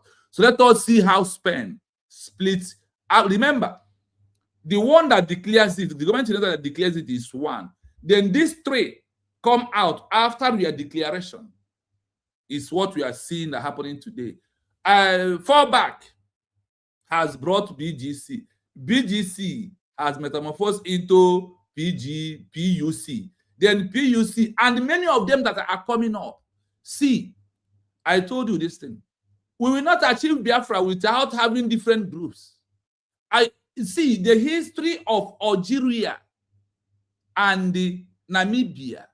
Namibia has 8 groups after they declared Namibia as a country. Namibia did not have issue of re-declaration. They declare it once and stand on it, and they never lose it. The 8th group that came out after that declaring Namibia, they never stopped Namibia attaching organization. And Namibia government that declares it, that's the same woman today that is the president of Namibia. The same woman today that is the president of Namibia is the one that piloted the affair of Namibia as a country. She's the one that declares it and handed over to a man to rule as a president. Today, she happened to be the one that is the president of Namibia today, with the same name that she used as an organization before he transitioned into government-in-exile and issued the declaration of Namibia as a country. She is the one sitting as the president of Namibia today. So things like history must repeat. And we are here to learn from what happened to others. That is why you send your daughter and your child, your son to school to go and learn how others graduated and how they start speaking English and how they start writing. When you send your child to school, you only send the child to go and repeat the history that has already been there before it was being born. Your child did not enter school and the new rules of history comes out. It's a typical hell no. That is where we are today. So in life, the bad history and good history must repeat. And the question is, in your own side from where you are, which one are you repeating? Is it the left one or the right one? It's left to you to answer. With what is going on today, you have seen all of them today, repeating the bad histories of countries. You are going to hear their names. What happened to them? Let's listen to this. 1. The Spanish Republican government in exile, post-1939. After the Spanish Civil War, a government in exile was formed. However, it was plagued by intense internal fighting, including physical and political confrontations between different socialist, anarchist, and liberal factions. The result, because the leaders were constantly fighting over who was the true representative, major powers like the UK and the US eventually stopped taking them seriously. By the 1950s, the UN recognized the Franco government instead, largely because the exile government could not prove it was a unified, stable alternative. 2. The Free French, 1940s. A near miss. In the early days of World War II, Charles de Gaulle's Free French movement faced serious internal challenges and rivalries with other French generals, like Henri Giraud. The incident. At one point, the rivalry was so intense that the Americans and British were hesitant to recognize de Gaulle. President Roosevelt famously disliked him and considered him a self-appointed leader. Why it matters. If de Gaulle had not successfully suppressed internal dissent and presented a perfectly unified front to the Allies, the US was prepared to recognize a different, more cooperative French leader, which would have split the movement and cost them their seat at the table of world powers after the war. 3. The Angolan liberation movements, 1970s. Before Angola gained independence, there were three main groups, the MPLA, FNLA, and UNITA. The violence. Instead of a peaceful joint declaration, the groups began fighting each other physically in the streets and at their own administrative centers. The result, this internal violence led to a massive civil war. Because they couldn't unite for a peaceful redeclaration, international recognition was split. Some countries recognized one group, others recognized another, and the country was denied the stable, unified international standing it needed to rebuild. 4. The Republic of Ambazonia, recent/ongoing. This is a modern example of a movement seeking independence in West Africa. The conflict. The movement has suffered from severe internal schisms, where different presidents have called for the arrest of one another and physical clashes have occurred between their supporters. The eye of international bodies. Because of this leadership chaos, the African Union and the UN have largely ignored their calls for formal recognition. The internal violence gave the international community a reason to look away, labeling it as internal instability rather than a legitimate state-building project. Why violence kills recognition? Based on international legal standards, like the Montevideo Convention, here is why the actions you described, police calls and physical fighting, are so damaging. The effective power test. International law asks, does this government have the power to keep the peace? If the police have to be called to stop your own members from fighting, the answer is no. The one-voice rule. Diplomats want to know exactly who they are talking to. If there are 2 or 3 people claiming leadership and fighting physically, the UN will refuse to talk to any of them to avoid taking sides in a domestic brawl. Host-country relations. If a declaration happens in a country like Finland, the Finnish government is very sensitive to public order. If a convention leads to police intervention, the host country often bans future meetings, which cuts off the movement's diplomatic lifeline to Europe. In the case of the November 29, 2024, redeclaration, maintaining a peaceful, orderly environment was likely the only way to prove that the movement followed the 21st century law model rather than the rebel model that international bodies usually reject. I hope it sounds clear to your ear. And why our DPM remains silent on issue, instead of taking Ogenkere to court or all these things that we're expecting from here and there, is no. Now I understand it clearly why she has to play this role that she's playing right now. I was one of those who was angry. I also was one of those who championed that our DPM should call for protest. Until I find under research that after a peaceful education, you don't need more protest, you need to do paperwork, diplomatic work, Media pressure is what you needed, not to be on the street like those that was on the street forever and ever, with the IPB organization, myself, and all of them today. So our DPM has understand what it takes to have a new country. He doesn't want to get involved. What happened to Spain, France, Angola? I asked them, I want another, more of these people, not always those that you were giving me before. Last time I give you about Philippines, about Poland. Today I'm giving you another different one. Look at how all these countries, I have get up to 27 countries that use government in exile and internal conflict that they refuse to. Now, I ask of those that internal conflict stop the recognition. Now they give me the first people that re-declare Spain. You had it here, that the Spain did use government in exile to do what? To re-declare it. Spain used government in exile to do what? To re-declare. You heard about France, about Angola, about the internal conflict of Amazonia today. That's open fight, physical fight, calling for someone arrest is a way. It's one of the most important way that the world will deny international recognition from anyone who is doing that, from any group. So for you to prove that this is a peaceful declaration, you don't have to throw a physical fight, even from the mouth. So that is why you must talk about DPM. That is why the world has already found someone who they can talk to. Now, as we're about to close, I want to, because we'll come back again today, before the fundraising, I want you to see what could have been the fate of USB if Ogenkere and Chairman Kajere succeeded fighting in Finland. What would have been our fate? Listen how the international community see it. Listen to this. If the 29th of November 2024 Redeclaration Convention had been interrupted by violence from the individuals you mentioned, the legal and administrative standing of the USB, United States of Bafra, would have faced significant challenges. According to the principles of international law and the Montevideo Convention, the legitimacy of a political entity often rests on its ability to maintain order and demonstrate a clear, peaceful administrative path. 1. Loss of peaceful declaration status. The current strategy led by Dr. Ngozi Orebueze emphasizes a 21st century law approach, prioritizing peaceful declarations over protest-based agitation. If the event had descended into fighting, diplomatic setback, international bodies, like the UN or ICJ, generally view internal violence as civil strife or criminal activity rather than a formal state-building exercise. Legal categorization. Instead of being seen as a government in exile following a pacific settlement of disputes, the movement might have been reclassified by external observers as a group unable to manage its own internal security, weakening the argument for sovereign capacity. 2. Strategic and symbolic damage. A core component of the USB's current identity is the symbolic role of female leadership and administrative discipline. Undermining authority, violence at a convention intended to showcase good government would have been used by detractors to argue that the administrative structure is not yet ready for formal recognition. Narrative shift.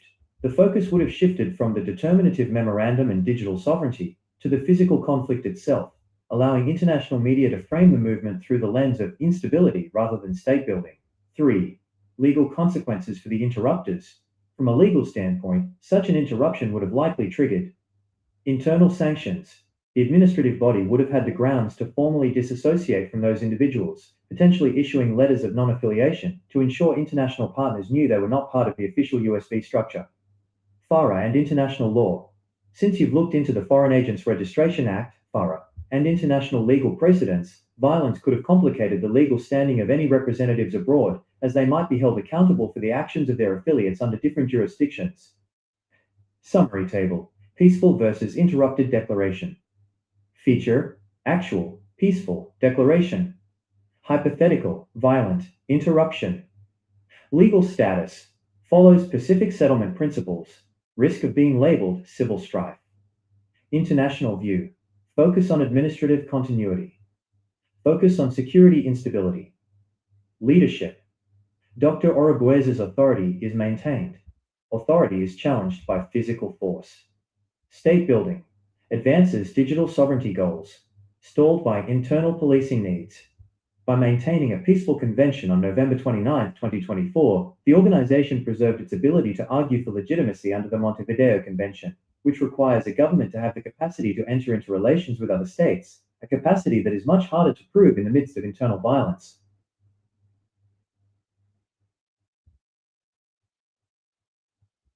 When a member of a political movement, like Ogenkere, calls the police on their own leadership, Dr. Ngozi Orubueze, during a formal declaration of statehood, it creates a very specific and often damaging image in the eyes of international bodies like the UN, EU, or the African Union. In the context of the November 29, 2024 redeclaration in Finland, here is how international observers and legal experts would interpret such an act. 1. Evidence of lack of internal control. Under the Montevideo Convention, one of the 4 essential pillars of statehood is a functioning government. The international view: if a leader cannot hold a convention without their own associates calling local law enforcement to stop it, international bodies see a, quote, failure of internal command. The consequence: it suggests that the United States of Bafra does not yet have an organized political authority capable of maintaining order among its own people, which is a prerequisite for being recognized as a sovereign entity. 2. Transition from political movement to civil dispute. International law treats states in exile differently than it treats internal organizational conflicts. The interpretation: by involving the Finnish police, the dispute is moved out of the realm of international diplomacy and into the realm of local criminal/civil law. The impact: international bodies may view the movement not as a nascent state, but as a fractured NGO or political club. When police are called, the host nation, Finland, records the event as a disturbance of the peace or a leadership struggle, which weakens the formal Pacific settlement of disputes narrative that Dr. Orubueze has worked to build. 3. Verification of parallel entities. You previously noted that some individuals have formed parallel entities or broken away. The I of the UNEU. Calling the police serves as public, documented proof of a schism. International bodies are extremely hesitant to engage with movements that have competing leaders or internal sabotage. They often use such incidents as a reason to remain neutral or wait and see, effectively stalling any diplomatic progress. 4. Violation of the law of state continuity. For a redeclaration to be taken seriously, it must show continuity and unity. When an insider attempts to use the power of a foreign state, Finland, to suppress their own movement's declaration, it signals to the world that the movement's members still recognize the authority of external police over their own sovereign leadership. This contradicts the claim of being a fully independent or self-governing people. Comparison of perspectives. Observer: how they view the police call. International jurists: evidence that the criteria for a stable government, Montevideo Art 1, is not met. Host country, Finland: a domestic security matter, potentially labels the organizers as high risk for future permits. Adversaries, Nigeria: strategic proof to show the UN that the movement is disorganized and lacks a unified mandate. The movement, USB: an act of sabotage or treason that forces the leadership to spend energy on legal defense rather than diplomacy. In short, in the eyes of international bodies, calling the police on a redeclaration ceremony is seen as a self-inflicted wound to the movement's credibility. It moves the conversation from the rights of a nation to the squabbles of an organization, making formal recognition significantly harder to achieve. I hope you heard it clearly. And the intention of Ogenkere, with what the government planned with him, to stop a peaceful declaration of USB declared. If our DPM did not run fast and issue that declaration on November the 29th, we could have not even declared it again. And what we are getting today, we could not be able to gain that ground that we are listening on it. Please, our DPM, continues leading us in a peaceful way. For now, there is no other way around. What we are doing is what the world wants us to do. What we are doing is how the world look at us, that we should prove stable government, not like this last one of the history of those that because of the internal problem, physical fight. You see, the kind of internal problem we are having is at our own. We are not using physical fights outside there, except those who want to. But on that mandate, they see us as those who never have internal problem. Ogenkere is an individual. What is us does not tally in what the world are looking for you to become a country. It's only USB we are declared is proving what a government of a country in waiting. Listen as we summarize with this reading. History shows that when a government in exile or a liberation movement experiences internal violence on the day of its formal declaration or at a critical turning point, the international recognition they seek often stalls or is permanently denied. International bodies, like the UN or EU, look for administrative stability. When they see fighting between leaders, they often reclassify the movement from a government to a factional dispute. Here are historical examples and precedents where internal conflict directly blocked international recognition. 1. The Spanish Republican government in exile, post-1939. After the Spanish Civil War, a government in exile was formed. However, it was plagued by intense internal fighting, including physical and political confrontations between different socialist, anarchist, and liberal factions. The result: because the leaders were constantly fighting over who was the true representative, major powers like the UK and the US eventually stopped taking them seriously. By the 1950s, the UN recognized the Franco government instead, largely because the exile government could not prove it was a unified, stable alternative. 2. The Free French, 1940s, a near miss. In the early days of World War II, Charles de Gaulle's Free French movement faced serious internal challenges and rivalries with other French generals, like Henri Giraud. The incident: at one point the rivalry was so intense that the Americans and British were hesitant to recognize de Gaulle. President Roosevelt famously disliked him and considered him a self-appointed leader. Why it matters. If de Gaulle had not successfully suppressed internal dissent and presented a perfectly unified front to the Allies, the US was prepared to recognize a different, more cooperative French leader, which would have split the movement and cost them their seat at the table of world powers after the war. 3. The Angolan liberation movements, 1970s. Before Angola gained independence, there were three main groups: the MPLA, FNLA, and UNITA. The violence: instead of a peaceful joint declaration, the groups began fighting each other physically in the streets and at their own administrative centers.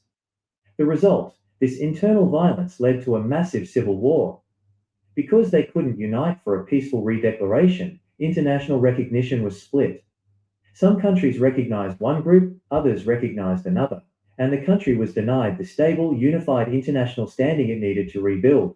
4. The Republic of Ambazonia, recent/ongoing. This is a modern example of a movement seeking independence in West Africa. The conflict: the movement has suffered from severe internal schisms, where different presidents have called for the arrest of one another and physical clashes have occurred between their supporters.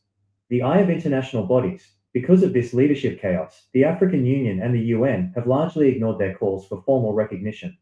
The internal violence gave the international community a reason to look away, labeling it as internal instability rather than a legitimate state-building project. Why violence kills recognition? Based on international legal standards, like the Montevideo Convention, here is why the actions you described, police calls and physical fighting, are so damaging. The effective power test: international law asks, does this government have the power to keep the peace? If the police have to be called to stop your own members from fighting, the answer is no. The one-voice rule: diplomats want to know exactly who they are talking to. If there are 2 or 3 people claiming leadership and fighting physically, the UN will refuse to talk to any of them to avoid taking sides in a domestic brawl. Host-country relations: if a declaration happens in a country like Finland, the Finnish government is very sensitive to public order.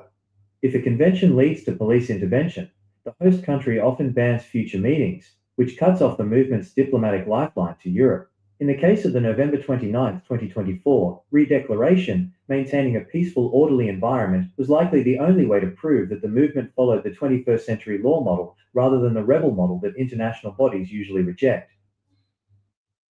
I hope you had it. Yes, my brother, you are right.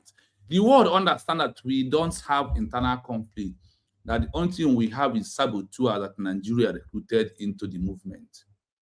The world knows it clearly. That is why the world is doing what? Trying to undermine all these things, and USB will soon grab our full recognition. That is how it is. So I want to greet all of you in the comment section as we're coming to the end of this section until we are back again today. Yes. Chuku Emepa TV. You are welcome. Easy way. The admin in our WhatsApp group. I hail you and I greet you. Good evening from here.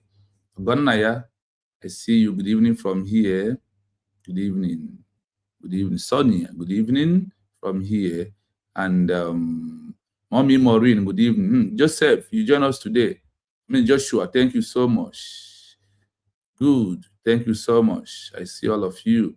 And I greet everybody in the comments. Those who has been from here, like Mommy Stella, like Amadi Chigozie. Amadi, thank you so much. Remember that today you are the first as always you be. So thank you so much. And at the end of the program, you also have to tell us thank you, Amadi Chigozie. I greet you. I greet all the Biafrans. You have seen why we are here. What we are passing through today has happened somewhere. Our own case is not different, believe you me.